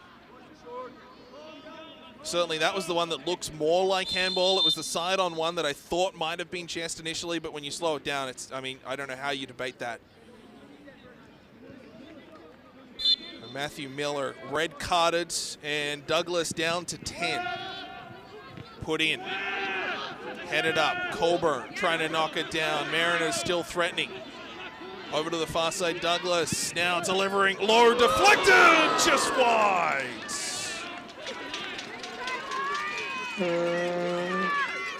Not quite sure who that got last touched off. It was a Mariner obviously trying to direct that towards the net, but a low cross, a probing ball into the middle. That Goldburner tried to get a header on it right at the back door there, but just couldn't connect. So not only a goalkeeper change, but Douglas down to 10 on the red card to their keeper, Matthew Miller.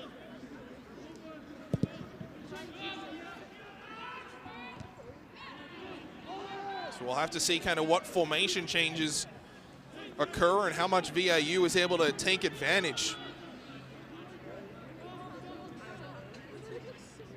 Where Douglas have been very, very good is in the transition. Hasn't necessarily been in the structure that they've been able to take the game to VIU, although the structure has been largely very good. It's been in that quick transition. Players like Badger down the wings, very, very speedy and trying to take advantage of a Mariner team which, you know, could be lapsing for a minute or two. That might have to be the path for Douglas to take.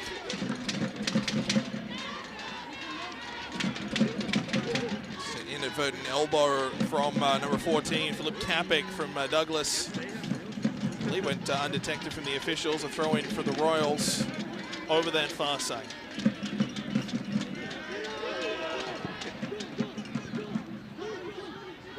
Tatabikwa at midfield forces a turnover. His Shalafur left side. Dadsey, he'll go for a run with it. Maxwell Dadsey trying to cut his way through. Ibrahim forced him to the outside.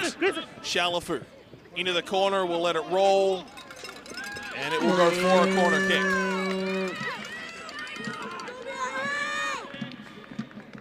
One thing to watch will be the pressure from the Mariners. How much of the rest of this game is played in the Royals' half? Grayson Shalafu, one of the halftime substitutes, he played excellent last night in semi-final action. But the Douglas Royals down to 10 men after the ejection of their goalkeeper due to a handball free kick. As Mateo Falcone fouled in the box. So Matthew Miller off, Kirash Ahmad Porban Amari coming back on.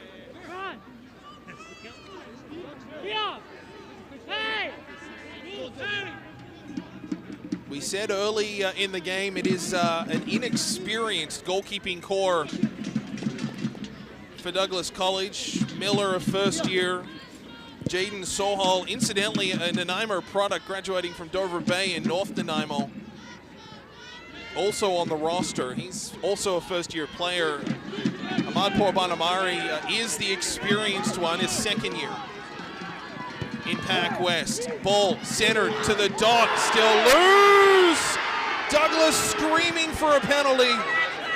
And the referee unmoved. Ball back down the other way, and it's cleared high and out.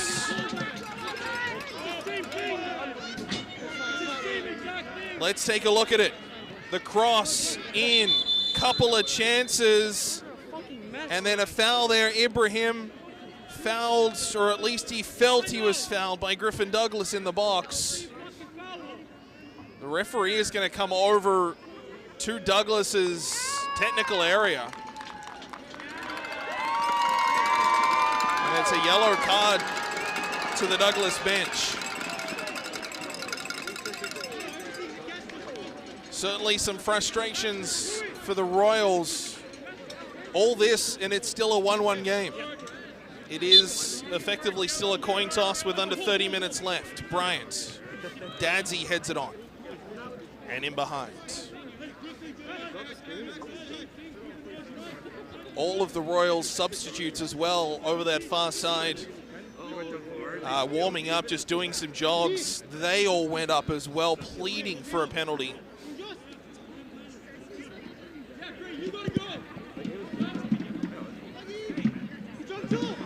Ball at midfield as Brown will go back. Chamberlain boots it up. Falls to Dadsy, plays it through the middle and taken away. Now here's Badger, he'll let it roll and run. Mutatabikwa closing him down. Badger fouled up. Mutatabikwa just getting the hands around, and a whistle will go, and Grayson Shalafu getting caught.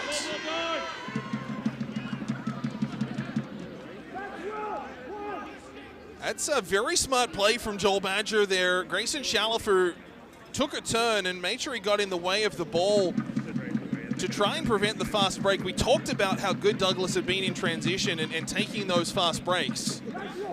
Badger immediately taking the free kick, drilling it into the shin pads of Shalafu, and it books the Mariners number 20.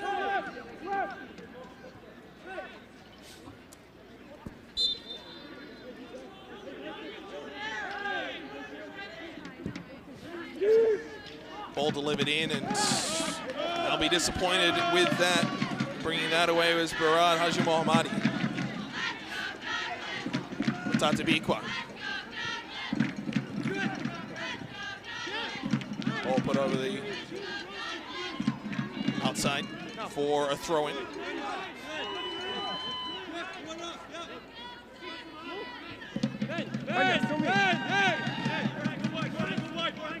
So Douglas with work to do. Down a man, down to 10, had their keeper sent off. Still a 1-1 game. Winner, PACWEST champions, and Nationals. Loser, wild card at Nationals. So there's a tomorrow for both of these teams, but schedules and potential outcomes at Nationals will look a little bit different. Here's Justin Pena right side. Cutting his way in, delivers a ball down low. Brown got in the way of that one. It'll go back to Chamberlain. And Chamberlain able to clear that up through the middle. Good toe poke ahead. Douglas Mutatabikwa gets around one. Check.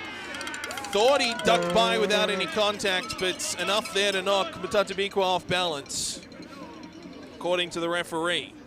Here's Mutatabikwa down the left side. just having to step over. Not quite sure how much actual contact there was on that. Capel.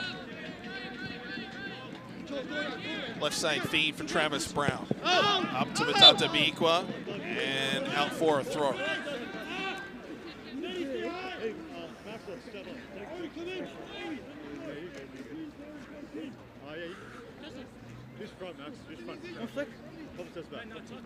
Pena. Throw in immediately handed out by Matata Biqua. He scored the penalty in last night's semifinal victory for the Mariners, a 1-0 score. This Mariner team, at least over the last couple of weeks, leaving things to the last minute. They left it to the last game of the season to qualify for provincials. They needed a win. They got it 3-2 over Douglas last weekend. They had one goal in a semi-final, a game they needed to win, obviously, to advance to tonight. They got it. Is there one more goal left in this one? And if you're Douglas, are you looking ahead at penalties, or are you still pushing down a man? And how much are you pushing? How much are you risking? And does the fact that you've got your tickets booked to Windsor, Ontario already a factor?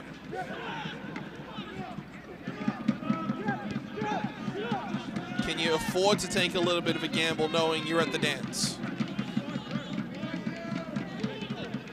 Certainly no signs of slowing intent from the Royals. They continue to push as a little give and go there from Burhan Waisi. Just doesn't quite pay off. Over that far side, Falcone. Fouled up, and a free kick will come about 13 yards out on that left wing.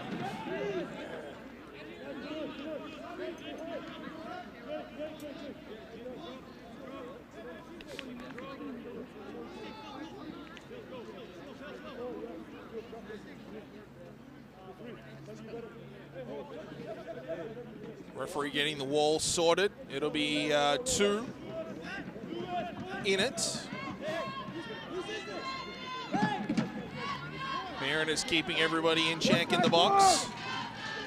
These are the kind of situations where that extra man can really benefit you in those defensive situations. Delivered into the area, headed away by Brown. Comes back out, long drive, Pena! That one's blocked in front.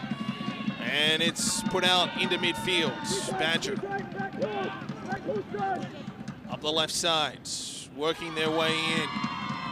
Trying to cut down, Falcone looking for a centering ball. He's had his pocket picked, and now Colburn heads it to the middle as it's knocked down there by Bolio.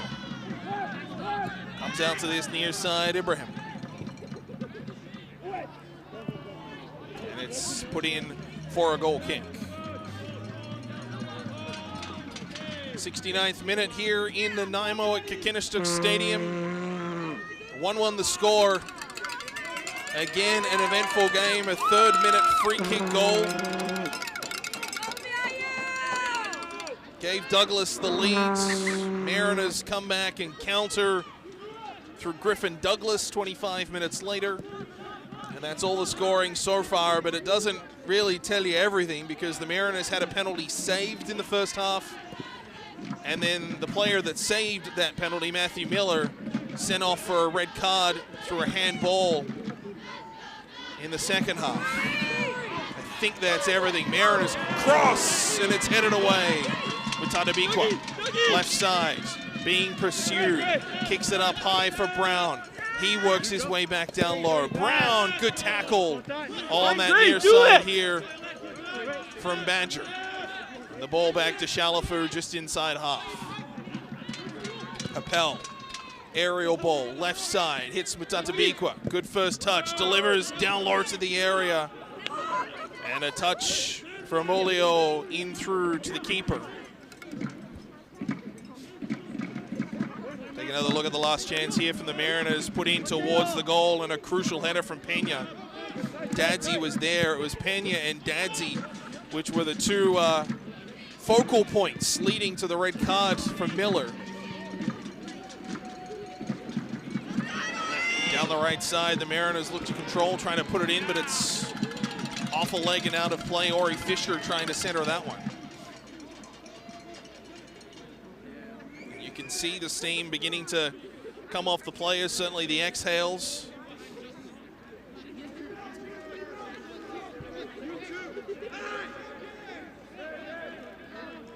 Long throw delivered here by the Mariners. Headed into the area, turning and firing was Douglas, had his shot blocked, and it's cleared away. 20 minutes to go. PACWEST gold medal game.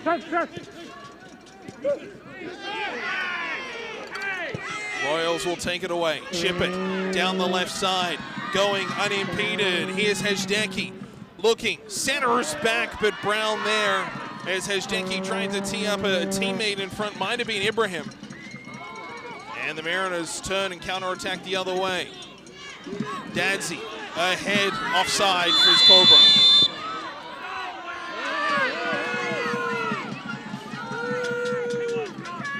It wasn't much, but definitely half a step ahead. I think Dadsey chipping it ahead and Coburn just in behind the defense and getting that shot away as the whistle went. No signs of the Royals letting up or letting anything go or being down a man. There's a goal kick on a good battle down that end wall, that inside there. No sign of a loss of confidence or a loss of drive from the Royals.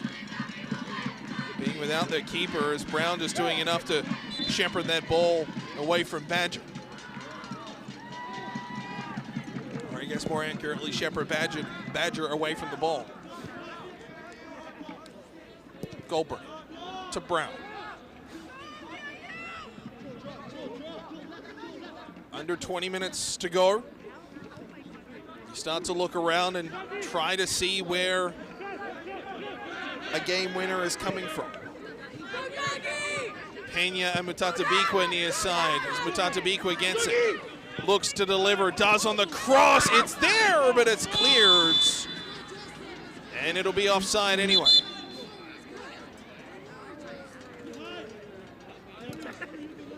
As Burhan Wazy just might have gotten some contacts in the abdomen or a potentially more sensitive area.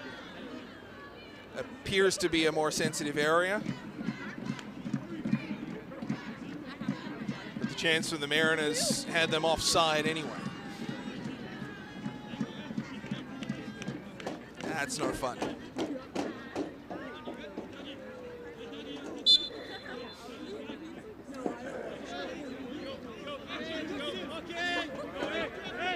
Ahmadpour Banamari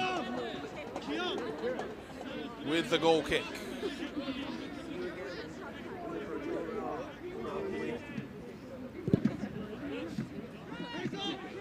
Right to the head of Shalafu at midfield. To Dadsey left wing. Nice little dance in and around. Dadsey crosses it over right side. Crucial touch from Fisher. Hits Bryant. Now ahead, back to Fisher. Inside the area, drops it off. Bryant working his way through, just couldn't get a shot away. And Douglas quickly in transition. Down that left side, it's Falcone. Stops up inside center, cuts into the middle. Ibrahim. Over to the far side. It has gotten noticeably louder for Douglas in this second half. I can only assume that is the women's provincial champions, Douglas, returning after a post-game meal to cheer their men's team on.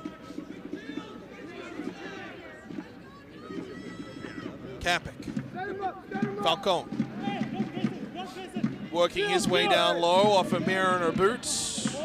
At least initially I thought off a Mariner boot, but clean out apparently according to the referee, and out of play for a goal kick. Mariner substitution coming.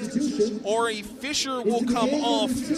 Marcus Cram will come on. He was a substitute in last night's effort as well.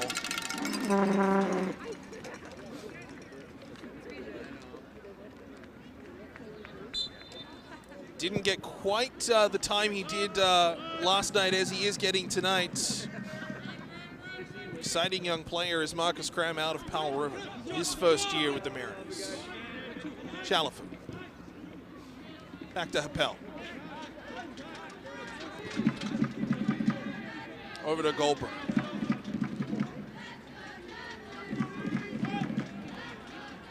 Happel.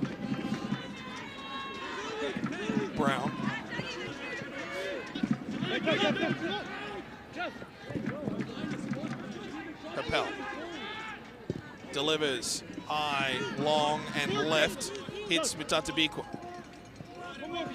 One touch pass back. Mariners still control. Brown delivers again, this time to the right side of the box. Bryant, the target. Around it as well there is Big Matthew Coburn. Neither could really connect with much substance on it. And out for a goal kick. 15 minutes plus whatever from the official.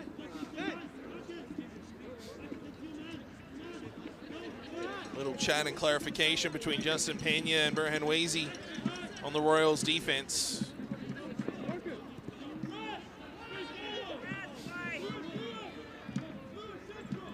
If you are just joining us, the Royals down to 10 men, had their goalkeeper sent off for a handball earlier this half.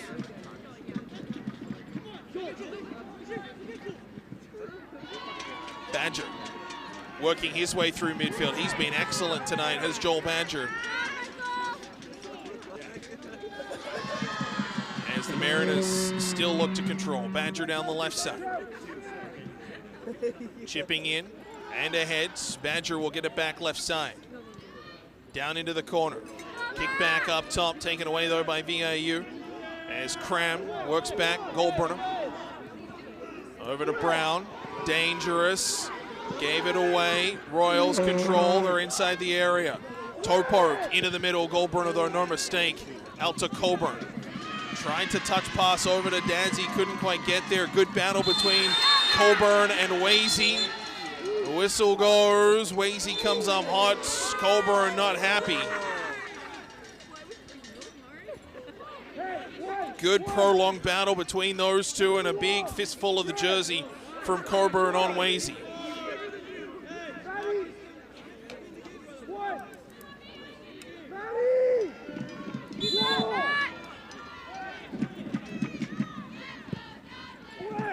Sent in long there by the Royals, but not a whole lot towards the goal. Aside from that 2-0, Chamberlain hasn't had much in this second half. Still threatening though are the Royals despite being down 1.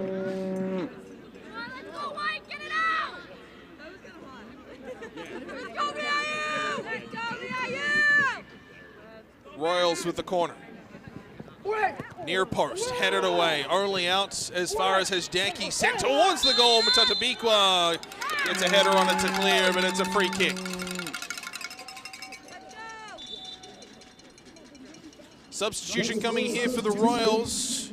Hajdanki comes off, Svakis comes on. Number 23, Yanni Sifakis. As Hajdanki will make his way off. PACWEST Rookie of the Year. Going to change up front.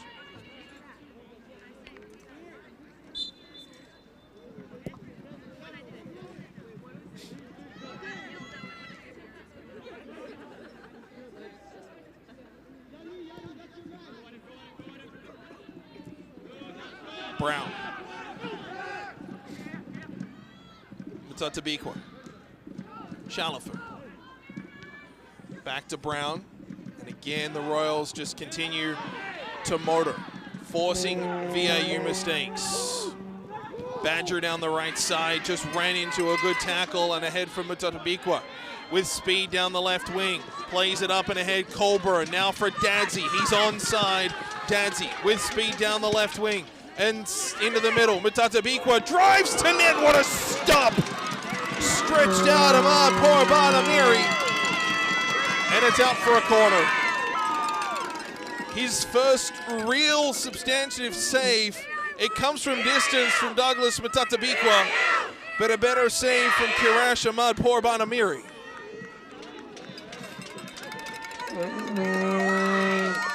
Great stop diving to his left.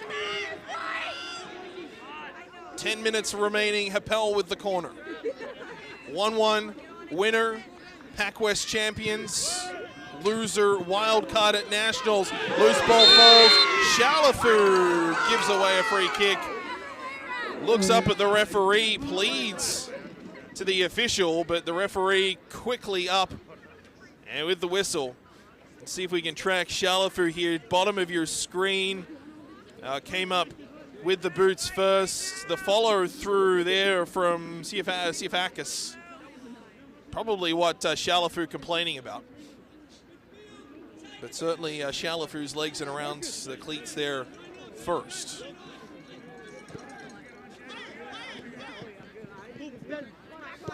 A reminder, if the next 9 minutes plus stoppage time settle nothing, we'll play another 30.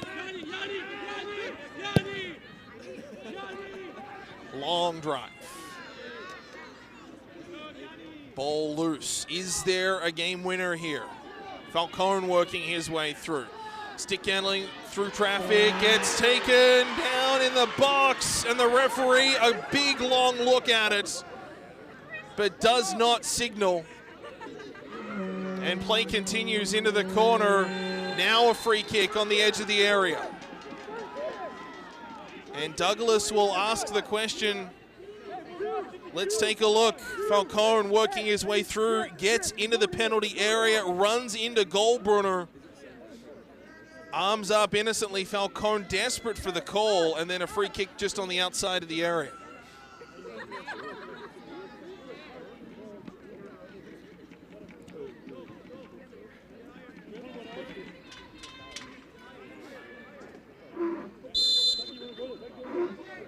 Falcone will use the right foot to try and curl something in.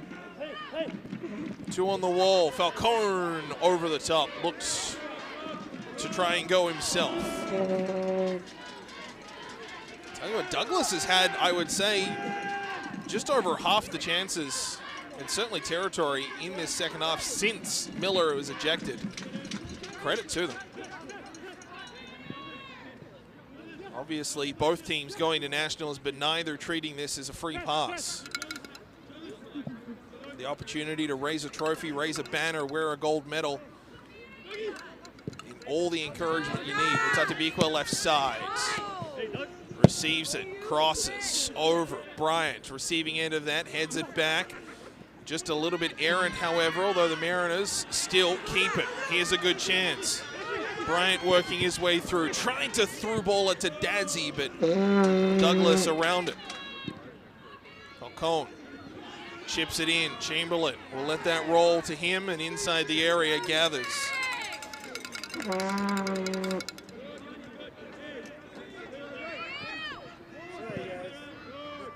Dadzi back to Brown. Goldberg.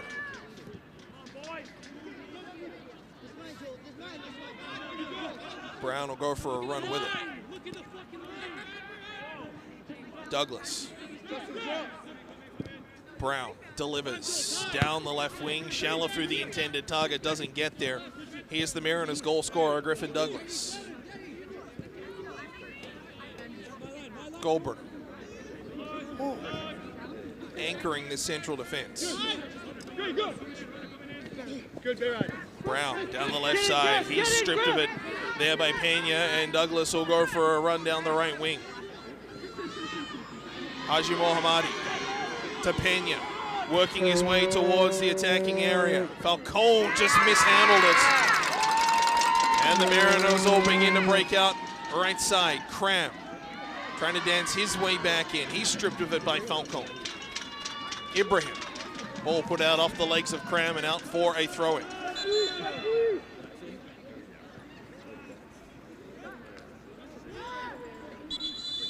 Five minutes remaining in stoppage time. Pena down in behind the play. An issue with his left boot.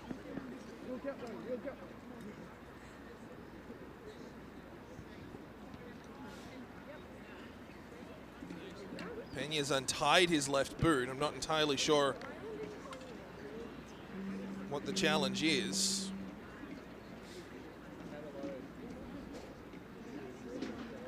You can see the steam pouring off. I believe that's Griffin Douglas. Pena limping a little bit on his left foot. Appears to be okay. He's going to stay in the game. Throw in for the Royals. Nothing easy here, boys. Come on. Step, step. Long feed down the right side, hits Falcone. Trying to cut his way in. The Mariners, though, deny that chance. 4 minutes and change remaining, plus stoppage time, and Peña's down once more.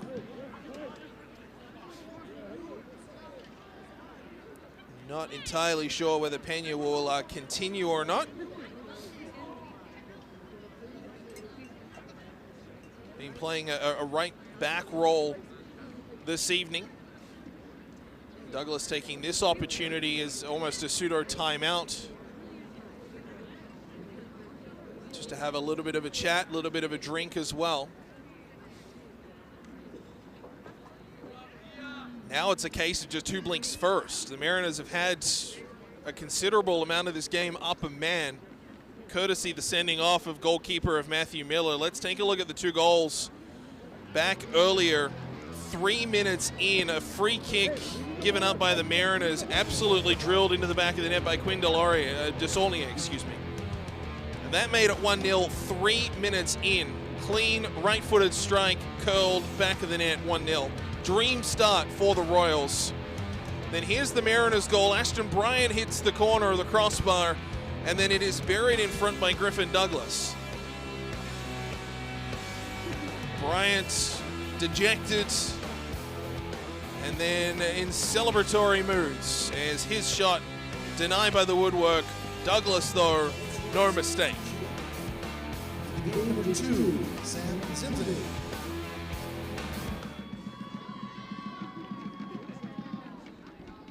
And just getting some help there off is Justin Peña.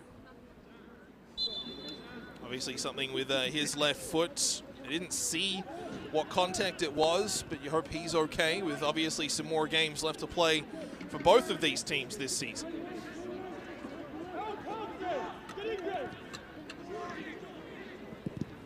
Long drive, Chamberlain bobbled, but was able to hold it.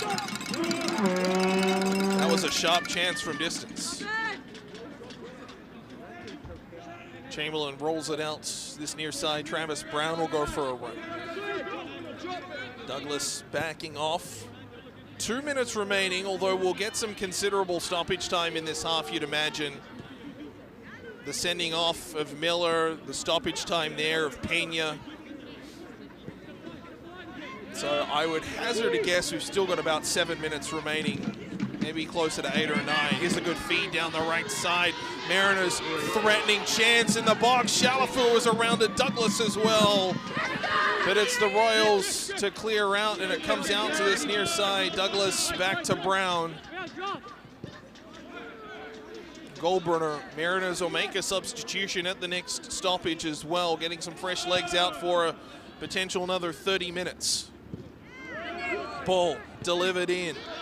Colburn heads it up and cleared away by the Royals. Out to center. Here's Goldbrunner. Now for Brown. Final minute of regulation, but as we said, we will most assuredly get a considerable chunk of stoppage time. Goldbrunner. Right side feed, ball taken down well and trying to be delivered in there. Shalafur heads it back out. Happel. He's been a little quieter in the second half than he was last night, and certainly the first half of this evening's game. And a sliding tackle from Happel, connecting there with Joel Badger. Badger's been excellent tonight. Absolutely fantastic. There's the challenge. And coming off, Maxwell Dadsey coming on Malcolm Carey. He started last night's game and was a big focal point up front for the Mariners. So this will be a big substitution and a potential impact substitution for VIU. Maxwell Dadsey's night is done. In fact, Dadsey may have actually substituted out Carey during last night's game. Both playing along this left wing, attacking midfield role. Ball delivered long there by Ben Beaulieu. Ibrahim heads at it and a high kick. Yeah, there's your 7 minutes added on. 7 minutes added time. So 7 minutes before we play another 30. Is there a late, not only game winner, but presumably provincial championship winning goal? Appel left side. Matata Bikwa goes for a run down the wing. He receives, but he's offside. Thought he'd gone a fraction early. He was certainly well ahead of the players along this near side. There was a grouping more in towards the middle, but Matata Bikwa a step on them as well.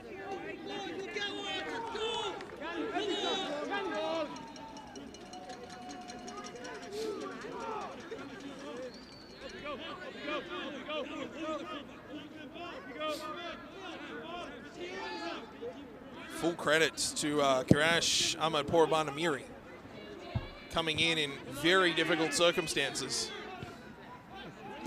Fresh off the bench, cold and forced into a tough situation in a provincial final. Here's Shalafu for Coburn, just out of his reach as he's beaten to the ball by the circling Benvolio. Great through ball there from Shalafu to try and hit Coburn. Just couldn't latch onto it sufficiently. Did the big number 6.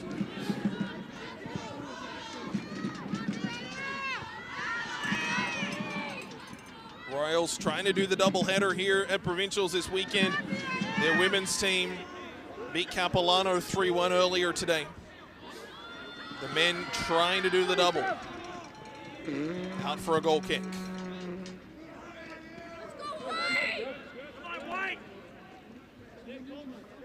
Probably another 4 minutes or so of added time. 7 was indicated by the 4th official.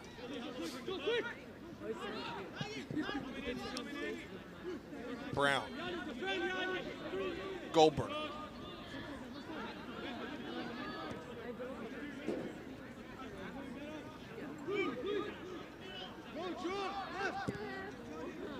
Back to Brown near side.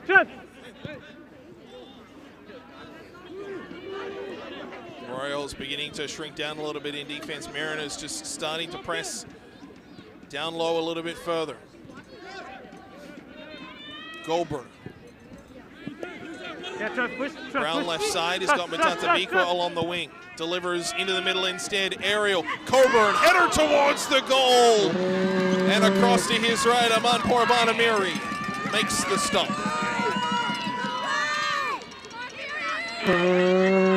Beautiful delivery from Brown. It's Coburn to direct it to the goal, but Ahmad Porbanamiri equal to that task. Now it's the Royals' turn. Here's Falcon. Ibrahim drops it back off, shooting towards the nets. Almost in two minds there between a shot towards the goal and a pass into Siafakis. Let's take another look at that delivery from Brown. Coburn, I believe, is the one to get the header on it. It was on target too. The velocity maybe not quite there, and a good stop from Kirash Ahmad Porbanamiri.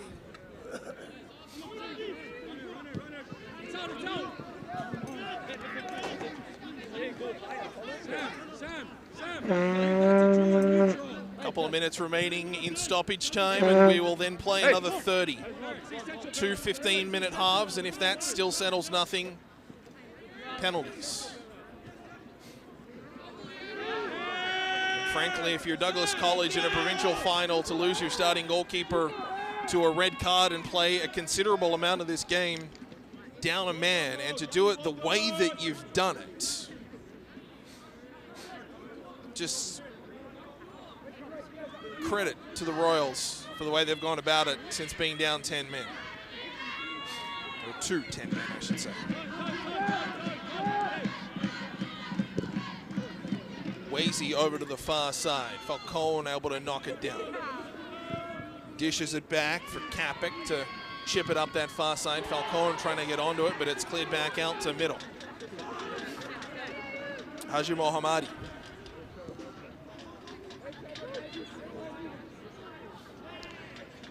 Ball out of play for a VIU throw. Referee has another look at the watch.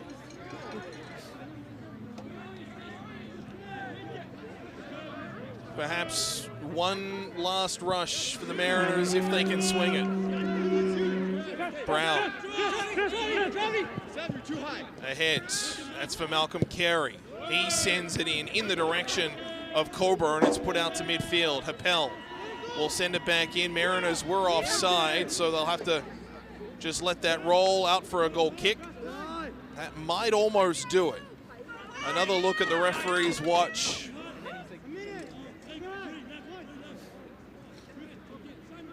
And these two teams, which very little separated them through the regular season, 2-2.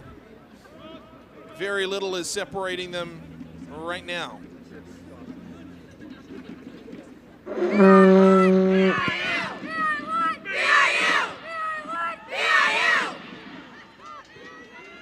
Royals control at center. One last push for them, perhaps. Trying to catch Chamberlain off his line. A shot just wide. Boy, it wasn't a bad effort from distance. The radar just a fraction off.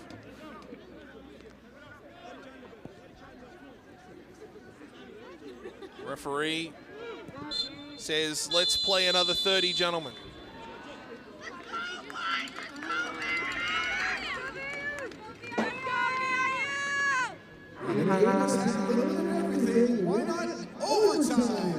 So we will play 15-minute halves, 2 of them. And then if that settles nothing, let's play some penalty kicks as well. Douglas have got to be feeling pretty good about that, playing a decent portion of that half down a man. And coming in to get an embrace from his teammates, there is Kirash Ahmadpour Banamiri. There'll be a short break, no long halftime break as we saw earlier tonight. Players will stay on the bench, they'll get a quick drink. Let's take a look at some highlights of our second half. And this'll show a lot. Grayson Shalafu trying to get a chance there. Thought he'd drawn a penalty, but ended up giving away a free kick back the other way. Falcone thought he'd been fouled by Goldbrunner. Nothing came of that one. Challenging out, that was a 2-on-0 that Douglas had. You can see it there. Chamberlain had to come out to the top of his area and got ball first on Mateo Falcone. This was the turning point. This was the red card. Maxwell Dadsey out hustling Justin Pena to a ball, and then out of his area, Matthew Miller pleading that it was on the chest, but the replays definitely showed it was off the arm. Douglas feeling like they could have had another penalty there. A lot of asks and then questioning goalkeepers from distance. Both clubs forcing good saves out of the other netminder. Dadsey, Matata Bikwa, this was probably the best of the bunch in the second half as the backup goalkeeper, Ahmadpour Banamiri, making a great save across to his left. And another one that late near stoppage time, keeping it locked at 1.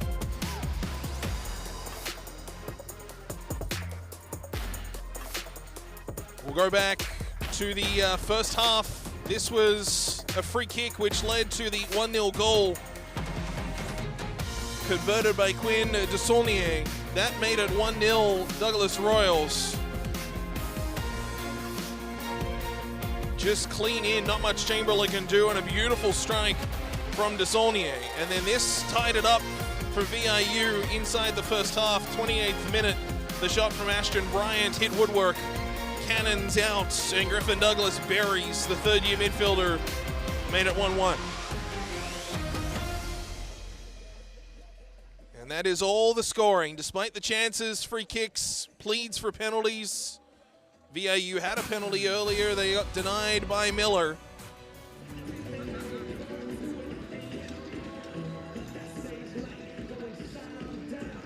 Both teams getting their last talk-tos. Douglas down to 10 men, courtesy of the ejection of Matthew Miller. VIU at full strength. We will play 15 minutes one way, 15 minutes another, and then we will go to penalties if we don't have a goal.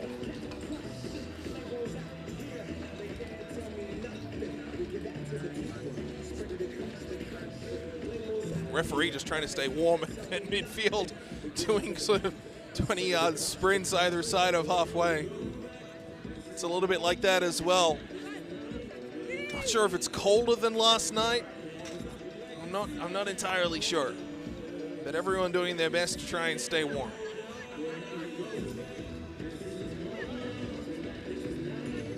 Both these teams, as we've been saying, will go to nationals, being hosted by St. Clair College in Windsor, Ontario, beginning early next month, about a week and a half away. Question is, who goes in as PACWEST champions and has one route, one schedule, and who goes in as the wild cards? Weather station up at Vancouver Island University, a block or so away, says it's 6.9 degrees.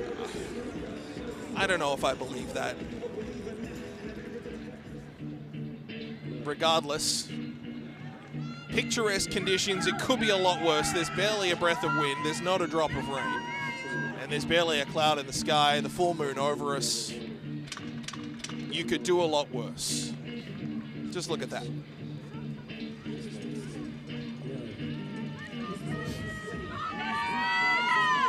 Michael Happel on screen, the Mariner captain. He's been sensational tonight. And he's been pretty quiet by his own lofty high standards, particularly in the second half. He kind of slotted back more into a defensive role rather than a strict midfield role. So wasn't as involved in the play.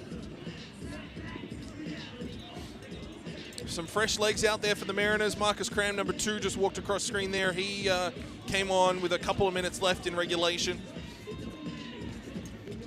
Still some moves to be made, and the Mariners will have first use of the ball in overtime. Reminder, 2 halves of 15 minutes each. Douglas are down to 10 men. Mariners with their full complement. And a provincial title on the line. Goldberg. At midfield, that's for Malcolm Carey. Happel. To Carey.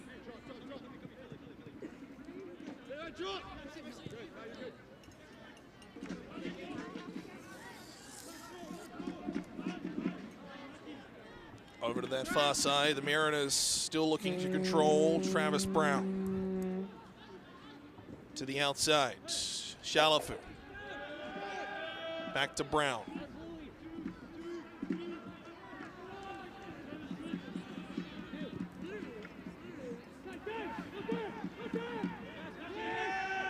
Ball kicks back out to midfield as the Mariners look to try and work through Brown. Fouls his man cutting through midfield. That's Dominic Hajeki. He's back into the action. Got substituted out in that second half. And Hajeki just a little leg reach around from Brown.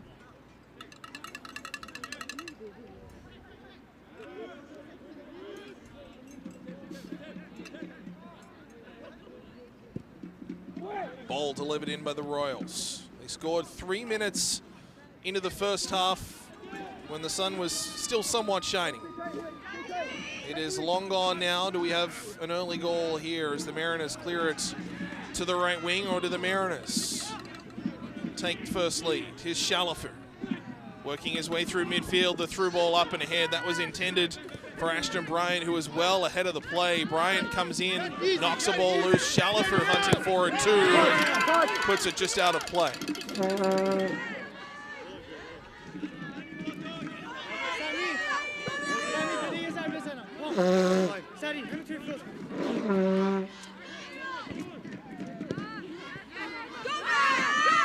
Ball put in, Coburn will go for a chase after it, and just shepherding Coburn away from it is Beaulieu. Go in for a goal kick.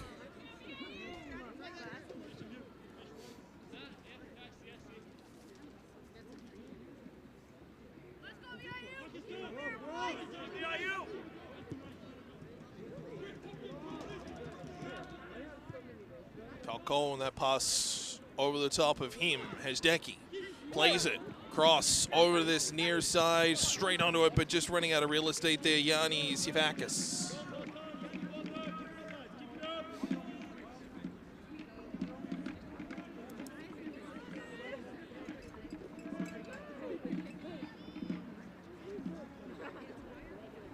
Question is, where is it going to come from? I think if you're Douglas College, you've got to look to a guy like Mateo Falcone, who's just been ever present tonight, whether to set up or be directly responsible for a score. He's around it.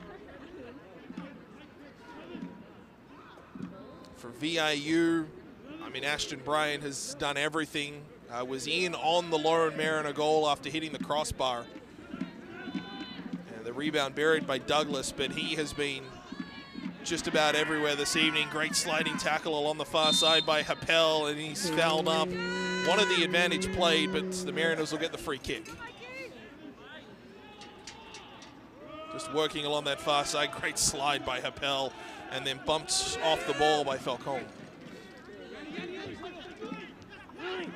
The longer this game goes on as well, the more the 10 men factors in too. Long drive down, intended there on this left wing. Eventually spills back out for Griffin Douglas. Bryant was the intended target of that pass initially. Here's Goldberg to Brown. Put over that far side, Marcus Cram. Kicks down to the left wing, looking to center, intended for Coburn, never found its way there. And Douglas in transition. This is where they've been really good tonight. Falcone will just dump that down.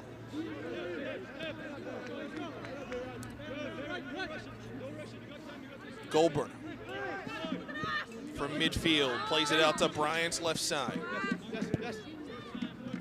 Back to Goldberg. Brown. Happel.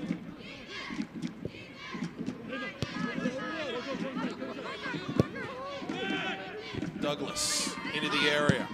Immediately pinballed out though. And Happel will come over and sweep up the crumbs.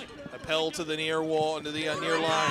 Happel going for it, getting pushed and managed well, but VIU maintained possession. Carey to Shalafu in the middle. Has support along the outside. Tatabikwa looking for it, instead back to Brown. Brown delivers low to the header. Coburn towards the goal. But out to dive on top of it, Kirash Amaporabanamiri. And the header from Coburn just didn't have a whole ton on it. Was getting shoved as he was trying to get it away, so just couldn't really generate much on ball.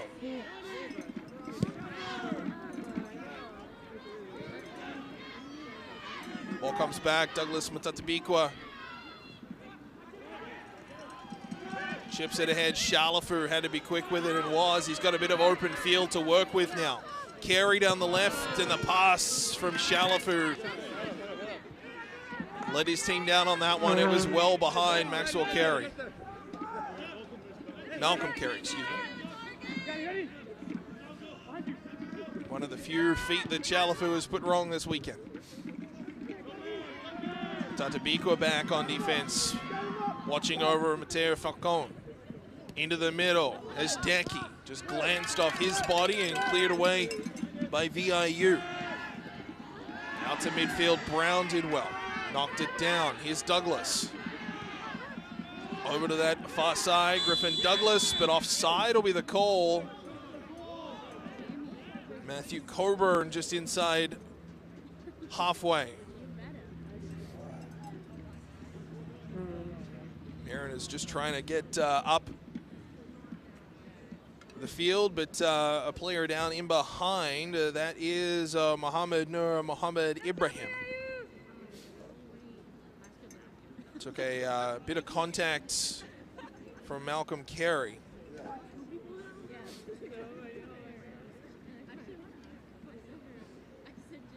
Take another Travis Brown part of me, just running through trying to make that play.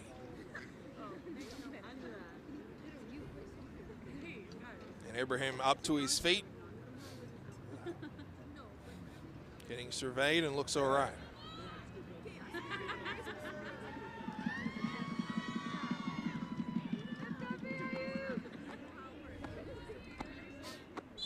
Good crowd has stayed here this evening to watch this one, worthy of a gold medal game into overtime.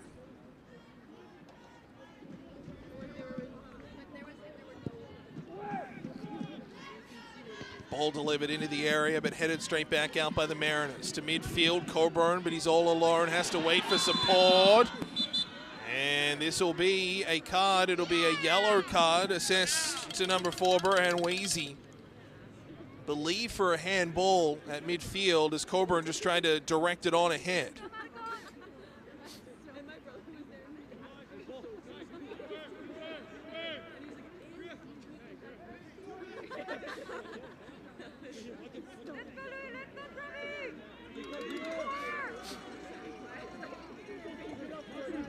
Happel will take the free kick just a yard inside center. Delivered to the edge of the area, trying to find a friendly boot. It's knocked down and it's eventually Falcone, but didn't get much distance on the clearance. Headed towards the goal by a Douglas player, and it's absorbed in by the keeper, Ahmad Porban Amir.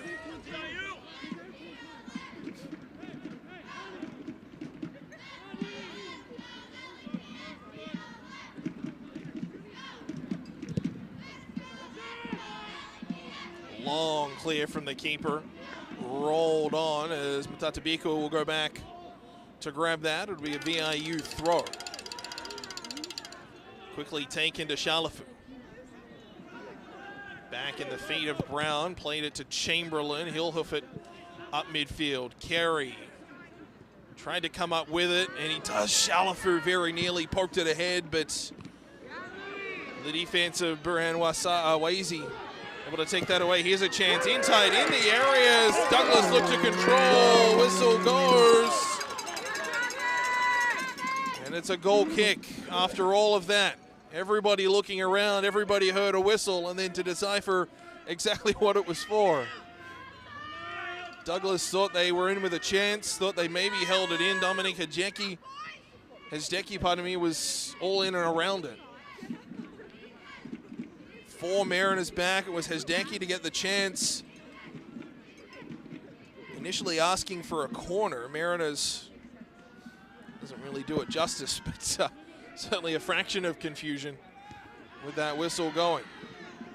Falcone heads it on for Hajeki, just trying to connect with it. Comes back out. Marcus Cram looked to direct it on ahead to Matatabikwa, but Douglas turn it back. Brown to it first for the Mariners. Over to that far side, a sliding tackle, gets it up to Shalafu. Now Matatabiko returns Shalafu. Mariners beginning to move here as Coburn tried to play it on for Matatabiko to run onto. Ball spills into the middle, Shalafu. Coburn, now ahead Matatabiko. Right wing, dishes it back. That's for Griffin Douglas, the lone Mariner goal scorer here this evening. Goldburner. Happel. Over to that far side. Brown is in support. He'll get the ball now. Cram. Pass to the outside, trying to cut his way in, and a free kick. Is working in and earning that one, Griffin Douglas. Just working along that far side, challenging there on Haji Mohammadi. And a free kick from distance for Michael Happel to try and deliver something. Nearing the end of our first extra session. Reminder, we're playing 2 15-minute halves. Looking for a game winner.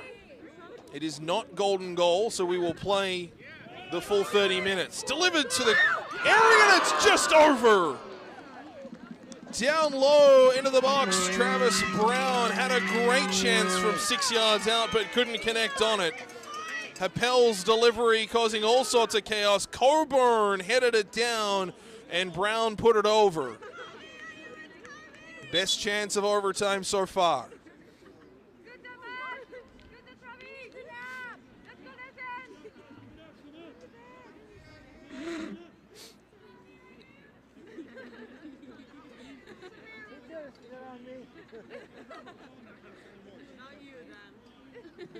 The delivery from Happel, as it's been all weekend, pretty good. Colburn was able to knock it down and over to Brown. And his chance just got skied.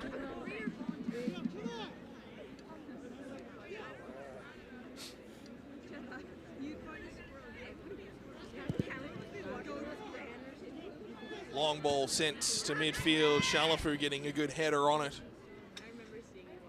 Put up once more with Tatabikwa. Trying to settle it down. He's one-on-one against Falcone, and Mariners give up a free kick.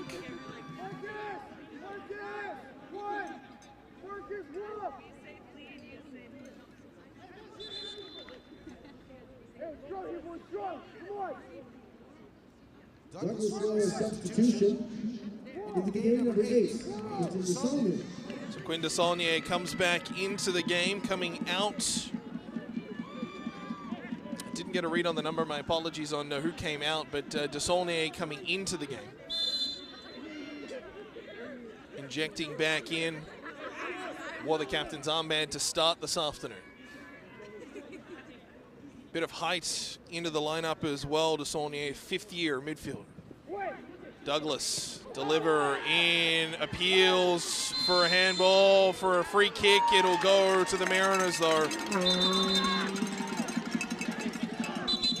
Mariners want to try and take it quickly. Happel maybe getting some collateral damage from that passage of play. Wazy up to try and speak with the referee. Oh, chaos as two players collided. Happel and a Douglas Royal, and then coming over the top was Travis Brown.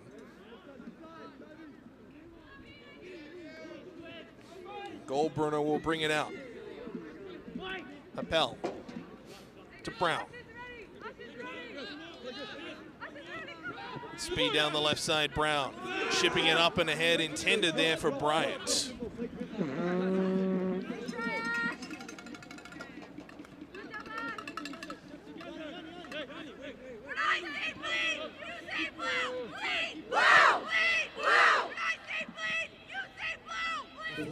One minute left in this first overtime session. Just 1 minute of stoppage time. We are no closer to finding out who's going to Ontario as PACWEST champions.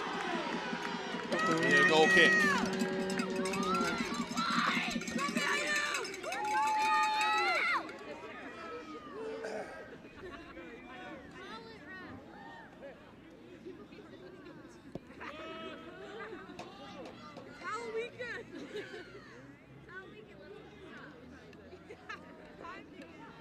Brown will begin to work his way out to Goldbrunner.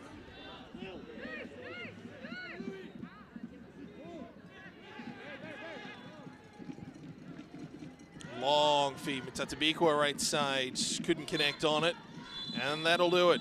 15 minutes in the books. 15 minutes to go, regardless of what happens in it. And then we might do penalties. Couple of good chances, but nothing has been settled.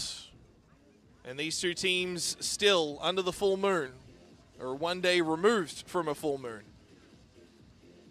These two teams still battling it out here at Kakinishtuk in Nanaimo. You can see the steam and the exhales from the players, from the referees. Everybody bundled up, jackets, blankets, trying to stay warm. Action on the field, constant. Chances both ways. Douglas very much in this despite being down a man.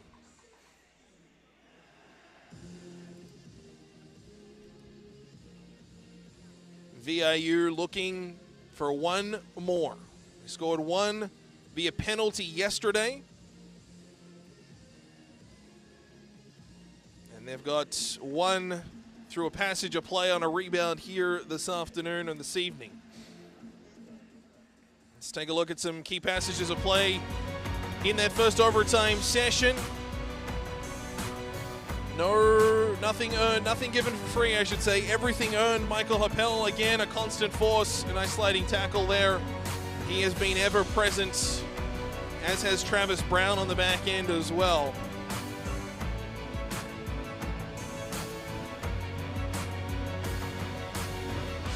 Nothing overly clear cut, some chances in and around. Douglas feeling there could have been a penalty there, but nothing called by the official. This directed on goal by Coburn. Douglas had a couple of good looks at it as well, but VIU were able to get some numbers back. This one probably best of the bunch. Hesdecki just couldn't sweep it past Brown.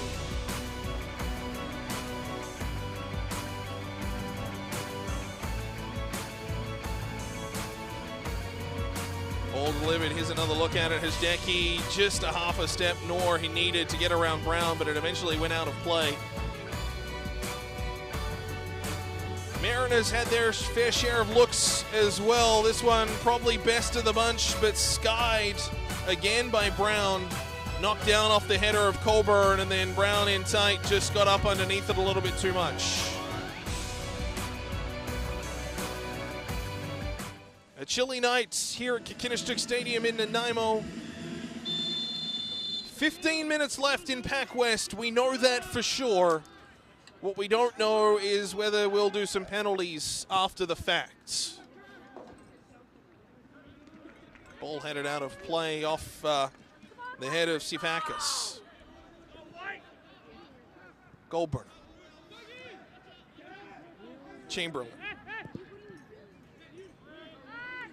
Long ball midfield headed on Coburn, but getting his wires crossed with Malcolm Carey.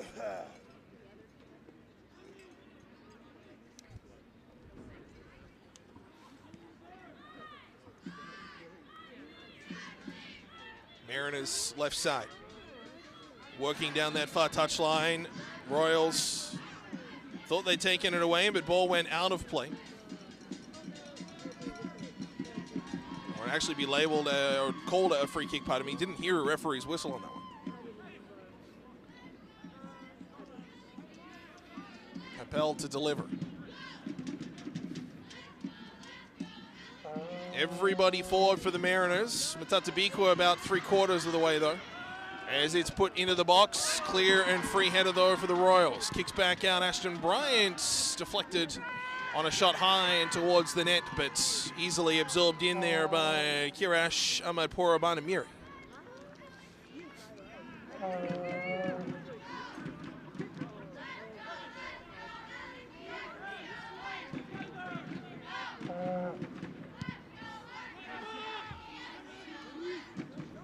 High and downfield off the clear from the Royals keeper. Again, if you're just joining us, Douglas down a man. Had their keeper sent off for a handball in the second half. And we are in the second overtime, or the second half of overtime. Playing 15 minutes plus stoppage.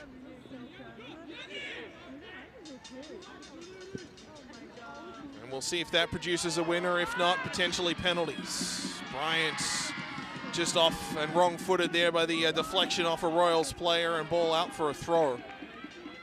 He's been so good this evening, has Ashton Bryant.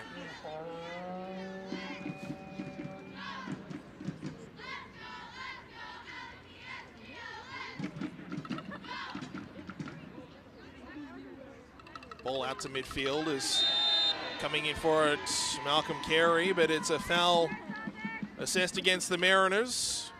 A free kick for the Royals. It's just coming in a little bit aggressive there, Shalafu. Benvolio on it.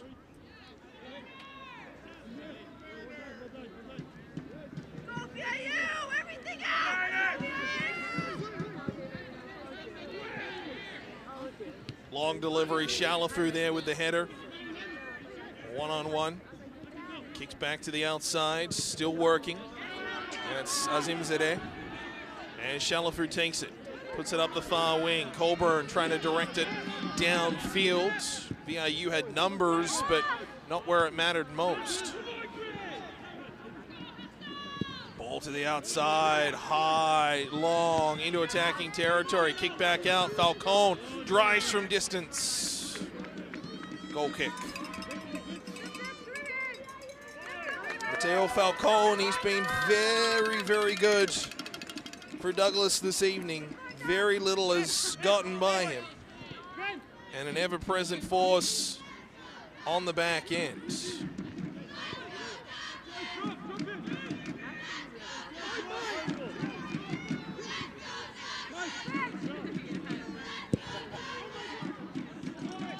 Long ball put in by the Mariners, but missed everything, out for a goal kick.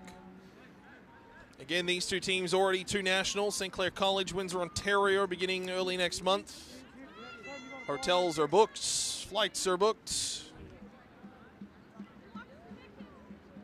What we don't know is who will get the PACWEST seeding, who will get the wild card seeding, and that's why we are still playing. Plus, a little thing called a PACWEST provincial title and a gold medal.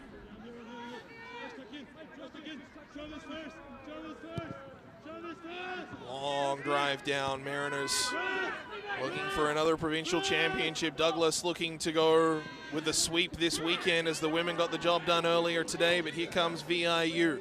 Marcus Cram down the right side, cutting in, dishes to the middle. Shalafu, touch pass to the center, and it trickles wide. Corner kick.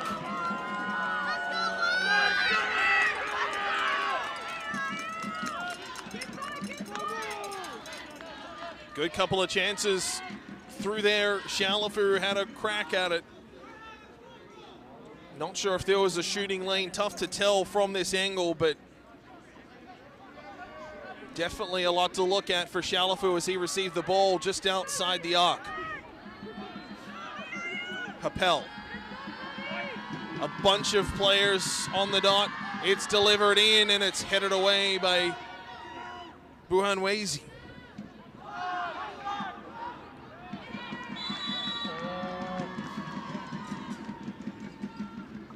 Offside the call as Happel received the ball a little bit too quick after giving the corner.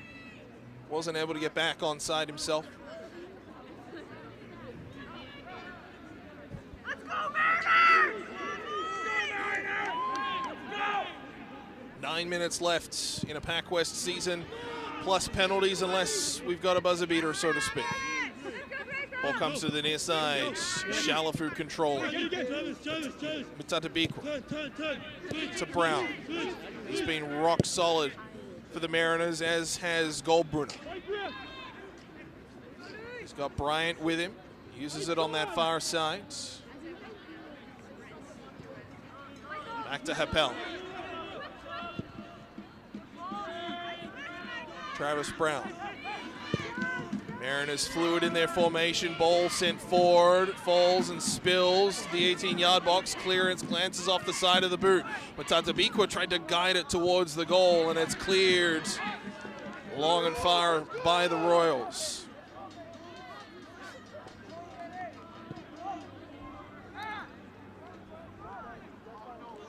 Eight minutes remaining in our overtime session.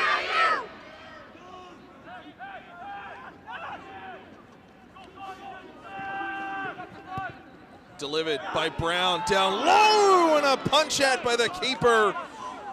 Knocking that out of play, Ahmad Borbandamiri. Beautiful delivery from Brown, around it, trying to direct the header. Might have been Cram in tight. But the keeper able to punch it away, and VIU will have a corner along this near side. Brown's delivery excellent. And it indeed was Marcus Cram out of Powell River, just beaten to that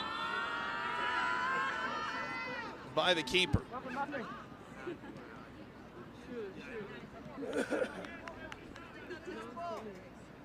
Referee just checking on everybody along the goal line. Happel with the delivery, the captain. Spears it in, header, goes over the top of everybody. Now a foot race is on. Brown outside and a hard check. Shoulder to shoulder just outside the area. Brown looking to take the free kick quickly, but the referee will hold him, and then that was all shoulder from about a 4 o'clock angle from Bimbolio. Fresh legs coming in. Ori Fisher will return.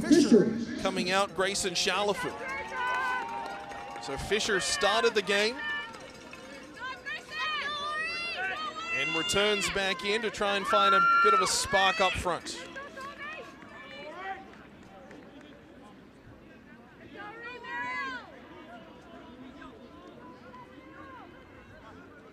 So free kick, about 20 yards out, but right on that left wing. Appel again to deliver. Does so into the area, but it's headed away. Not far. Long distance drive and optimistic at best. Did take a deflection on the way through, so it will be a corner. 5 minutes left before we go to spot kicks. It would be fitting that the longest game of the tournament come on one of the coldest nights of the year. But that's just the way it goes sometimes. Appel. Is there one more left for the Mariners season in PACWEST? Delivered in again, Brown. High ball, Carey looking for it, but it's cleared back. Appel once more as the fireworks go off next door. Headed towards the goal, just wide. And it'll be another goal kick.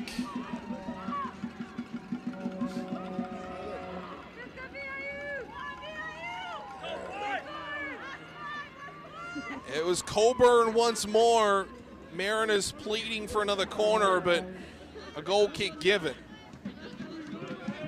Coburn trying to use that 6'3" frame to get up and head one towards the goal, just couldn't quite muster it on that occasion.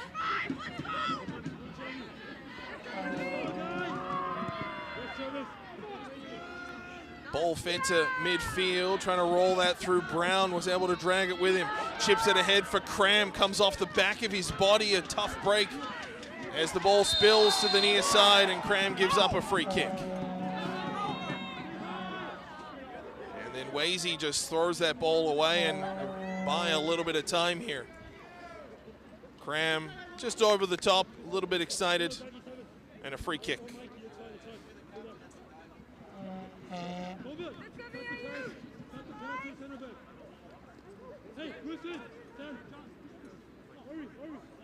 3 minutes or so left, plus stoppage time. There won't be a whole lot in this second half. Spot kicks looks to be almost a certainty. More fireworks. Cram plays it ahead, Matatabikwa. Plays it again, and Cram for the second time in quick succession takes a little bit of friendly fire.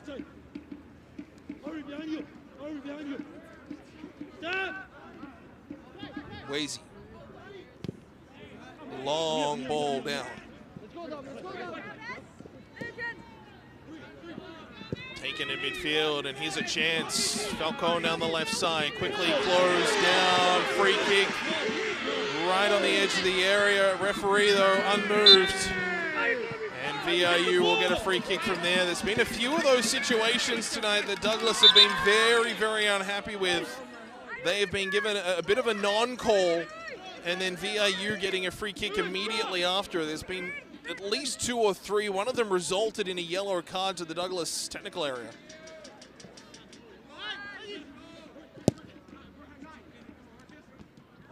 Frustrations for sure, but credit the Royals playing now, I mean, well over a half of football down a man against a full-strength VIU team. And you're not only hanging in, but certainly driving play in sections as well. De Saulnier, long way out, punch save by Chamberlain.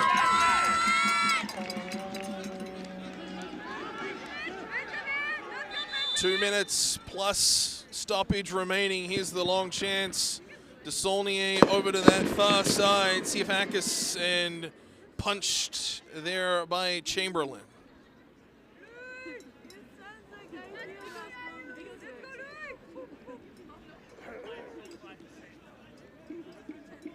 It's another look at this one. This one from in behind Chamberlain. Siafakis on the volley. Directed that one towards, but Chamberlain really unmoved, just had to have a half a step to his left and punched that away. And some cramping.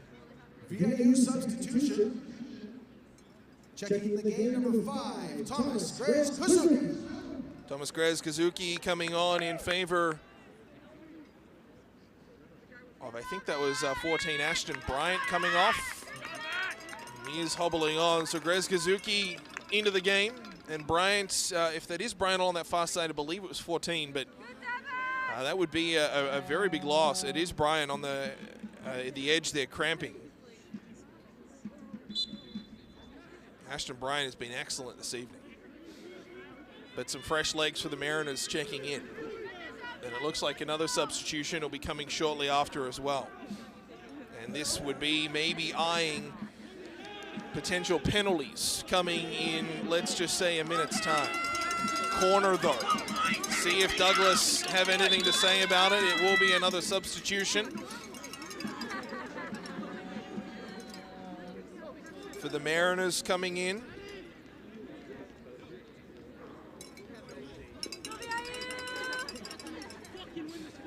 So Danny McCaskill brings back in. Bryant is out, so it was Bryant coming out for McCaskill. Not sure who Grez-Kazuki substituted on for. Regardless, the Mariners make a couple of late changes. Douglas, though, with a last-ditch corner, and it's headed away. Capel, who else? Douglas continuing to push.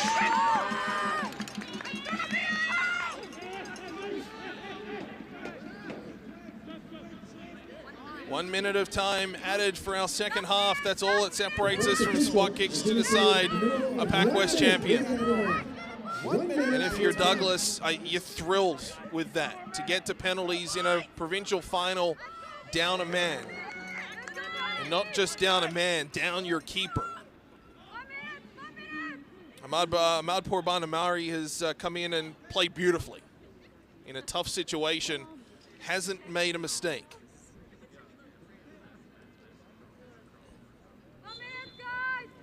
And that'll do it. And the 22-23, or the 23-24, pardon me, PACWEST provincial title will be decided by penalties. The PACWEST title will be decided on penalty kicks. So now the question is, who steps up? Who takes the pressure? And who helps guide their team to a provincial title?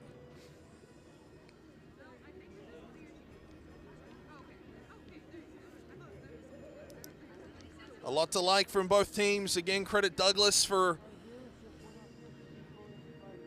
staying in it, and not only staying in it and surviving, but thriving at points as well. Let's take a look at highlights from that second session of overtime. Physicality continued both ways. Shalafu dishing out one there, still over to the far side. It was Brown this time. Cram colliding with Wazy. Nobody giving an inch. That one, Cram, a header towards the net. Probably the best chance of the overtime session for VIU. Coburn again had a header towards the goal, but unable to direct it. And this one, the best chance for Douglas, punched away by Chamberlain. Here's how we got here. A free kick 3 minutes in as Joel Badger taken down, and it was Quinn Desaulnier scoring. That made it 1-0 in the 3rd minute. The dream start for the Douglas Royals. It stayed that way for 25 minutes until this passage of play. Ashton Bryant's shot off the crossbar. Rebound kicked out. Griffin Douglas buried. That made it 1-1. VIU had a penalty saved earlier as well.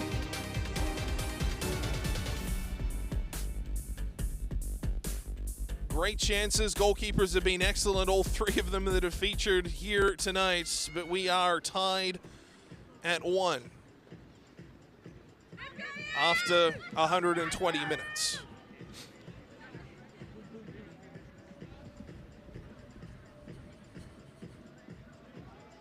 It is cold. Players will come to midfield, and we'll see who steps up to take their shot.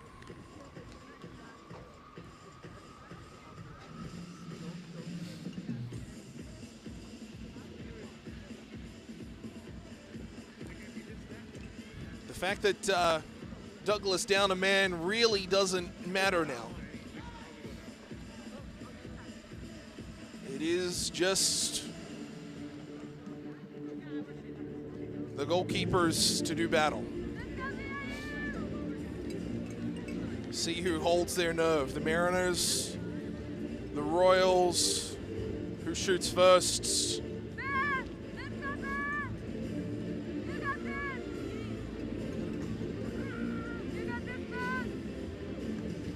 I don't know what you'd rather do in this time. Set the tone? Or just try to follow. It appears as if the Mariners will shoot first. Douglas Mutatabikwa making his way downfield, and he will go one-on-one against Kirash Ahmad Porabanhamiri. Mutatabikwa scored a penalty last night to give the Mariners a 1-0 victory over Langara and get them to this gold medal game. He's got the stutter step walk up. He went right side last night.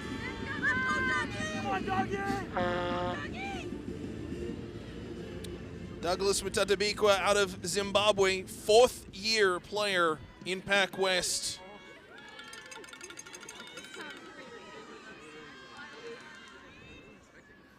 And a chance to set the tone here for the Mariners.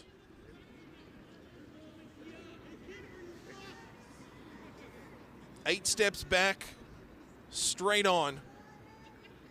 Couple to the side, little stutter step to Mutatabikwa.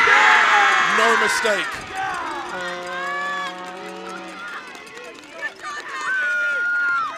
And the Mariners lead in the shootout by 1. Just disrupting the timing. Douglas Mutatabikwa is basically a carbon copy of his goal last night. Now stepping up, Dominic Hajeki, a rookie of the year in PACWEST and an all-star. And he will look to even the score in the shootout. Up against Ben Chamberlain in net for VIU. Hajeki. Little stutter step. And Chamberlain guessed the right direction, but Hajeki was able to sneak it in underneath, and we are all square. Great angle on the goal here, just tucking it in, and anytime you're able to hit the side netting on a penalty, you're going to score significantly more often than not. Making his way down now is the captain, Michael Happel. An all-star this season.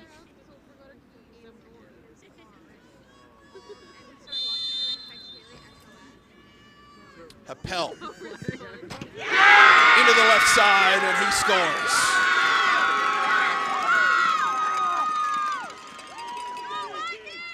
And so far, no mistakes.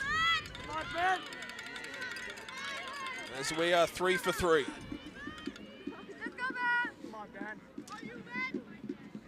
Chamberlain will now go up against Quinn de Saulnier for Douglas. He scored earlier tonight from a free kick. Now a chance from the penalty spot. And cool, calm, and collected. That was pretty close to right down the barrel. 4 shots, 4 goals. That was right in the middle.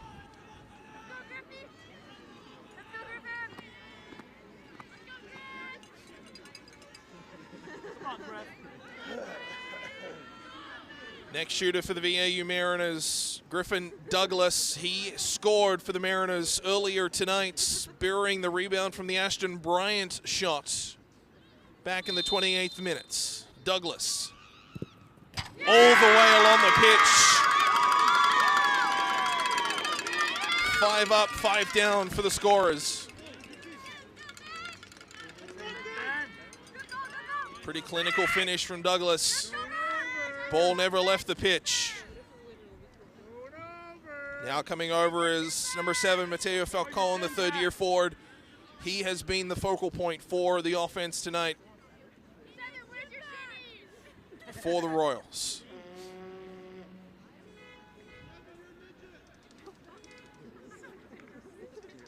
up against Chamberlain. Falcone looking to even it at 3. Oh, off the post and in.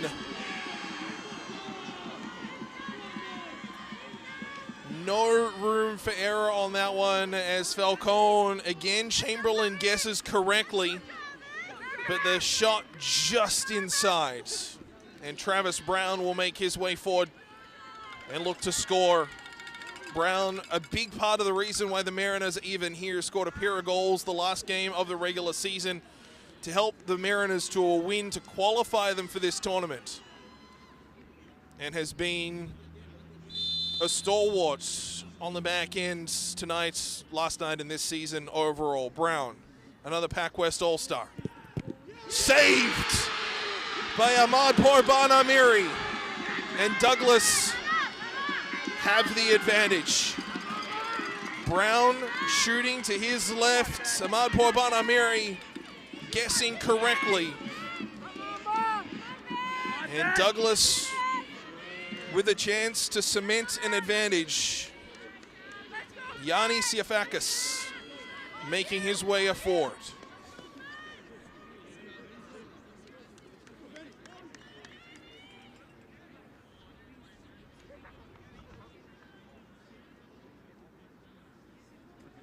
Siafakis, a substitute earlier tonight, did not start, had a couple of chances late. Mariners will need a save or a miss. And only a couple more chances to get it. Siafakis. Clinical. No miss there. That was a bullet. Up high, left side, no chance. Now we get into must-score territory. Ori Fisher. 5th shooter for VIU. A save, and Douglas, PACWEST champions. Fisher came back into the game late after starting. Scores!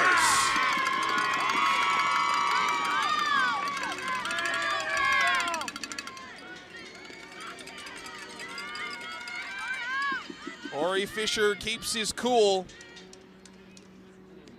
and slides it into the bottom left, and now a chance to win it. And it's going to come from Sam Azimzadeh, who checked into the game late and now has an opportunity to let Douglas go 5 for 5 and a PACWEST title.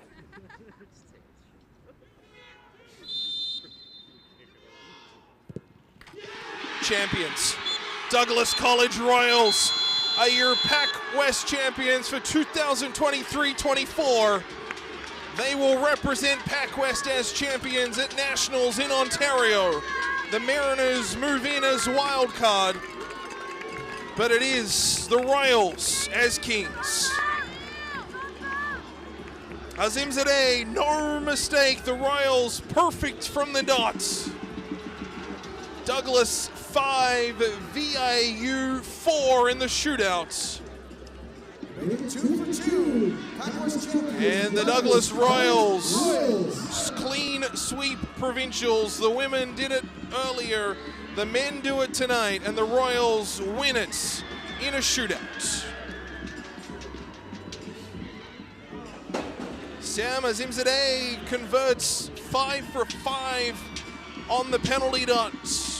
Were the Royals, and they win a provincial title, spending well over 45 minutes down a man, including 30 in sudden death, or not sudden, I should say overtime, pardon me, in the 30-minute overtime session. And the VIU Mariners, mixed feelings, I'm imagining, unable to win another PACWEST provincial title, but they will see Douglas again at Nationals in Ontario beginning in a week and a half. PACWEST will go in with the PACWEST champions seeding, VIU as the wild card. So still games to be played for both of these teams, but the VIU Mariners fall just short in their quest for another provincial title. And already with their gold medals, you can see them running across the bottom of the screen. The women's Douglas Royals team, which won earlier tonight. And it is back-to-back at provincials this weekend in Nanaimo for the Royals. And cold weather, be damned. It's all about the celebration right now for Douglas College. And you can see in the face there of Ben Bolio, number 6 to the left of screen, just how much it means. All the work all season. And to do it under the circumstances, they did it as well. The team going over to mob Kiarash Ahmad Purban Amiri. What a role he plays. My goodness, coming in after their starter, Matthew Miller, was sent off. And he not only perfect through the rest of regulation, overtime as well, but in the shootout too. Here's the one he stopped, Travis Brown. That's the difference.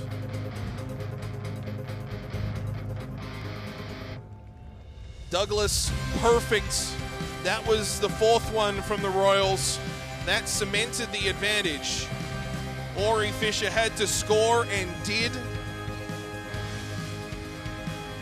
But then it was Sam Azimzadeh, back of the nets, provincial champions, Douglas Royals.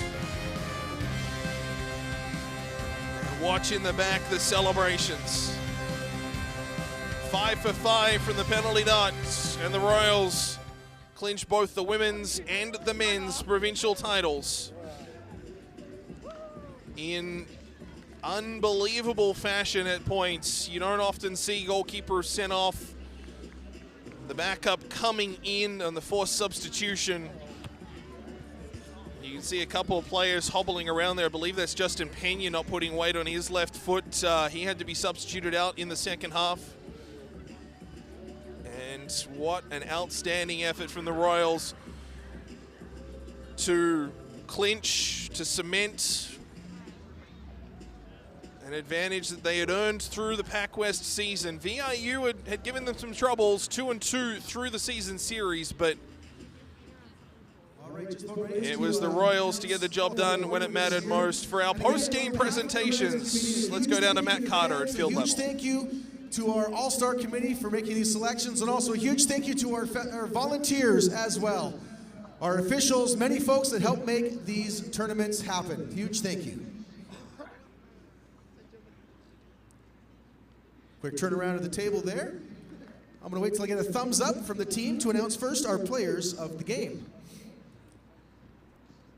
All right, I got that thumbs up. Perfect. All right, I'm pretty sure for player of the game for VIU, presented by Danielle Hyde, athletic director. Player of the game for the VIU Mariners, Travis Brown.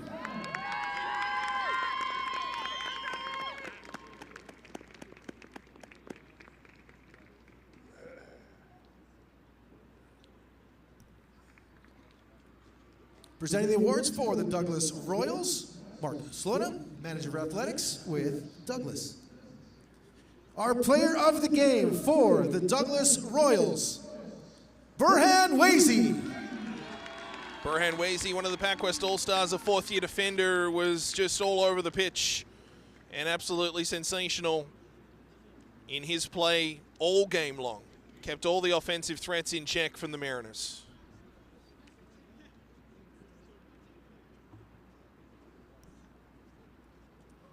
Perfect, and we'll keep both administrators up there as well for our men's tournament all-stars. Tournament best defender from VIU, Travis Brown. Physical, cool, calm, and collected as well. Brown will be disappointed on the penalty save and stop in the shootout, but midfielder barely put a foot wrong. From VIU, Michael Happel. The Mariner captain, winning top midfielder, and it would be hard to argue as well. Did just about everything. Tournament top forward from the Douglas Royals, Matteo Falcone. Really hard not to agree with that one, as Matteo Falcone, the third-year forward, the focal point down that left wing for Douglas. So much ran through him all night long. Your tournament top goalkeeper from the Douglas Royals, Kirash Ahmed Porbahamiri. And in the most trying of circumstances, did not start the game, didn't come in until the second half, but comes in, plays just over a half a game, and gets his team to a provincial title. And your tournament MVP from the Douglas Royals, Burhan Wazy. Burhan Wazy wins MVP of PACWEST. We could also get all of the tournament all-stars together for a photo. Just absolutely outstanding work from the Douglas Royals, given the circumstances, the story through this game. Just absolutely sensational from the Royals. Full value as PACWEST champions for 23-24. It'll be a tough one for the Mariners to swallow, but they will get another chance. To our tournament all-stars at Nationals and now early it's next time month. to present the silver medals to the VIU Mariners. It's an interesting dynamic as both teams playing on, so this is obviously disappointing for the Mariners, but they've still got more to look forward to. By Daniel Hyde, Athletic Director at VIU. And as they're presented, I'll just read down the roster. Goaltenders, Ben Chamberlain and Kelton Tisdale. Number 2, Marcus Cram. Number 3, Danny McCaskill. Number 4, Travis Brown. Number 5, Thomas Grez Kazuki. Number 6, Matthew Coburn. Number 7, Michael Happel. Number 8, Juma. Number 9, Ori Fisher. Number 10, Vasilios Vaiopoulos. Number 11, Hector Valdez. Number 12, Griffin Douglas. Number 14, Ashton Bryant. Number 15, Luis Goldbrunner. Number 16, Deacon Shaw.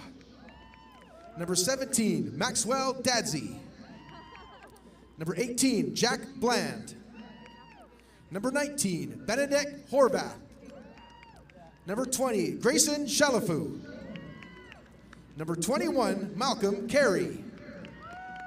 Number 22, Marcus Walker. Number 23, Kwasin Cook Thomas. Number 24, Douglas Matadabikwa. Number 25, Hakim Ba. The Mariners coaching staff, head coach Kevin Lindo.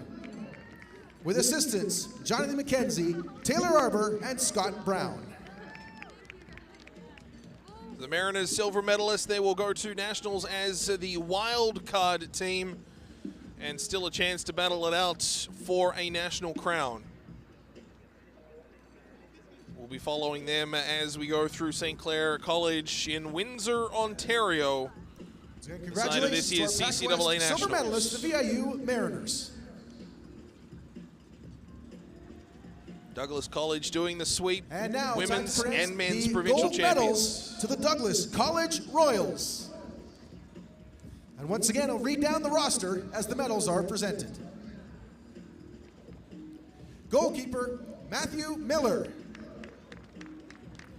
Number 2, Sam Azimzadeh. Number 4, Burhan Wazy. Number 5, Mateen Sayami. Number 6, Benjamin Boliu. Number 7, Matteo Falcone. Number 8, Quentin DeSaulnier. Number 9, Joel Badger. Number 10, Mohammed Ibrahim. Number 11, Manolo Aguilar. Number 12, Yazid Radwan. Number 13, Dominic Hajdecki. Number 14, Philip Kapik. Number 16, Avi Alamu. Number 17, Duncan Bates. Number 18, Barad Hajimohamadi. Number 19, Jacob Krushnarich. Number 20, Elijah Pinto. Number 22, Kirash Ahmad Forbana. Number 23, Yanni Ziavakis. Number 25, Justin Pena. Number 99, Jaden Sahal.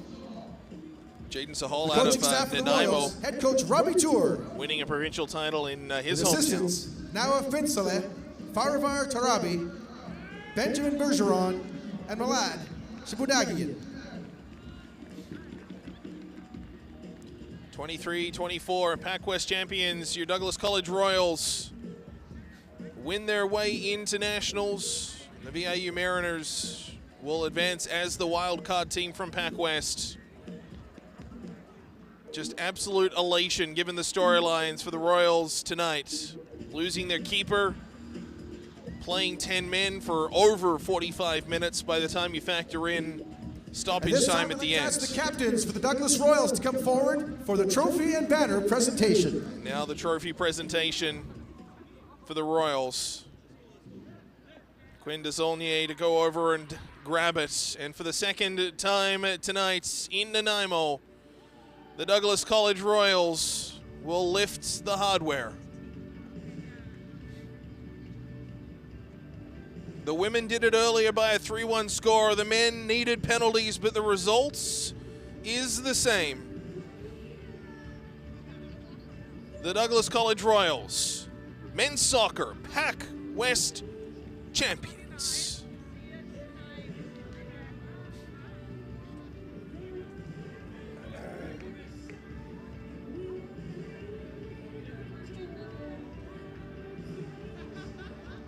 Let them celebrate.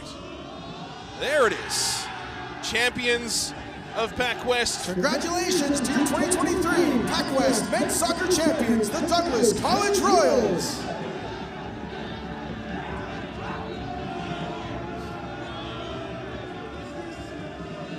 So that'll do it. VIU advance, Douglas advance from the men's side, Douglas advance from the women's. And PACWEST is over for another season.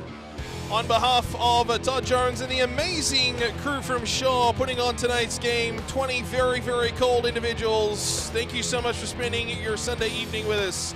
My name's Alex Johnsley. This has been PACWEST Provincial Soccer on Shaw TV. Have a great rest of your Sunday nights. Bye now.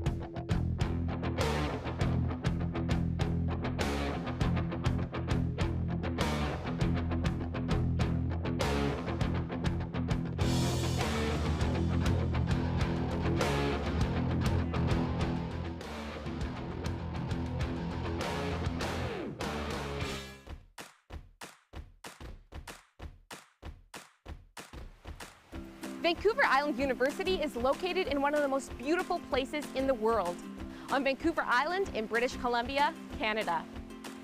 The Nanaimo campus is situated at the base of Mount Benson and offers gorgeous views across the Salish Sea towards Vancouver and the Pacific Coast Mountains.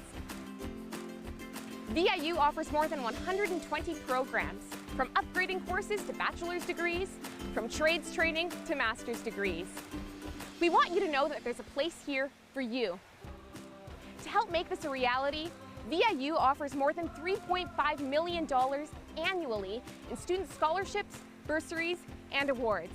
And our class sizes are small enough for instructors to get to know you and interact with you regularly.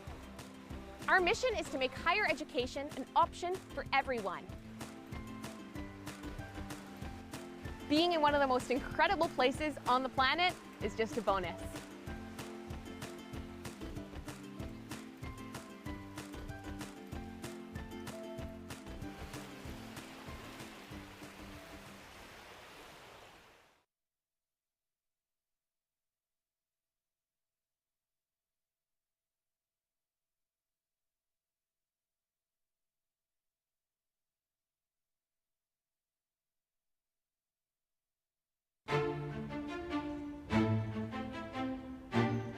The biggest thing is to do it, to not wait for the moment or when the time is right. You always had, when you're a little kid, the thought that this might be fun, maybe I'll like it.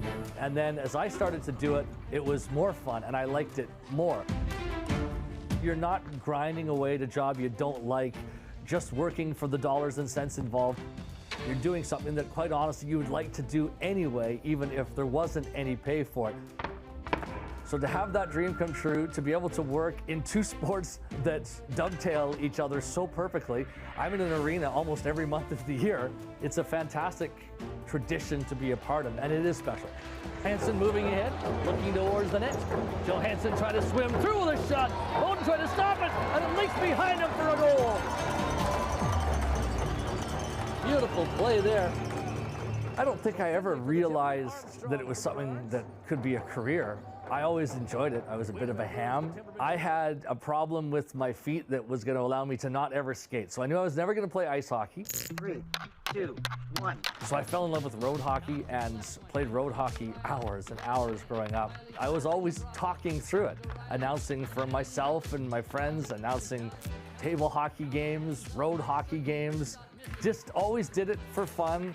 And I always felt I was pretty good at it. My friends always enjoyed when I would do it. Puts it on goal, Brasso scores on the rebound. But as I started to think in grade 11 and 12, what comes next? There wasn't anything specific about how to be a play-by-play announcer. But I had an instructor who I knew was sports-minded, and I said, I really want to try and develop this skill. What can I do? And he gave great advice, which is just go and do it. And so I would take a recorder and I would go to minor hockey games or junior hockey games and record myself doing play-by-play. And sometimes I didn't even know who the players were. Sometimes it was very generic. Number 11 to number 12. It was that basic and simple to start out with, but a great way to develop skills. Up floor goes Wiedemann. Nanaimo looking for another transition tally. Wiedemann shoots, scores in the top corner, Adam Wiedemann. At the very beginning of internet online broadcasting, I was able to do some lacrosse games that people would listen to and comment on. Zach Mans bringing up the offense. That was where I really started to do full games of commentary. Knows the double team is coming, put it in front for Zach Mans. A shot and a great stop by Bowden. The first time I was legitimately doing hockey play-by-play in 2000. Hugh Larkin over the line right side, driving to the goal, centering pass, they score! What a rush by Larkin. I got hired to be the voice of the Penticton Panthers. I'm thankful that Penticton was really, really desperate because they took a chance hiring me with literally a homemade demo tape that on the label had me writing on it in felt pen. Rosso's got two guys on him, but he got it loose for Yanni Caldas in close, trying to jam play. Then a shot by Brasso.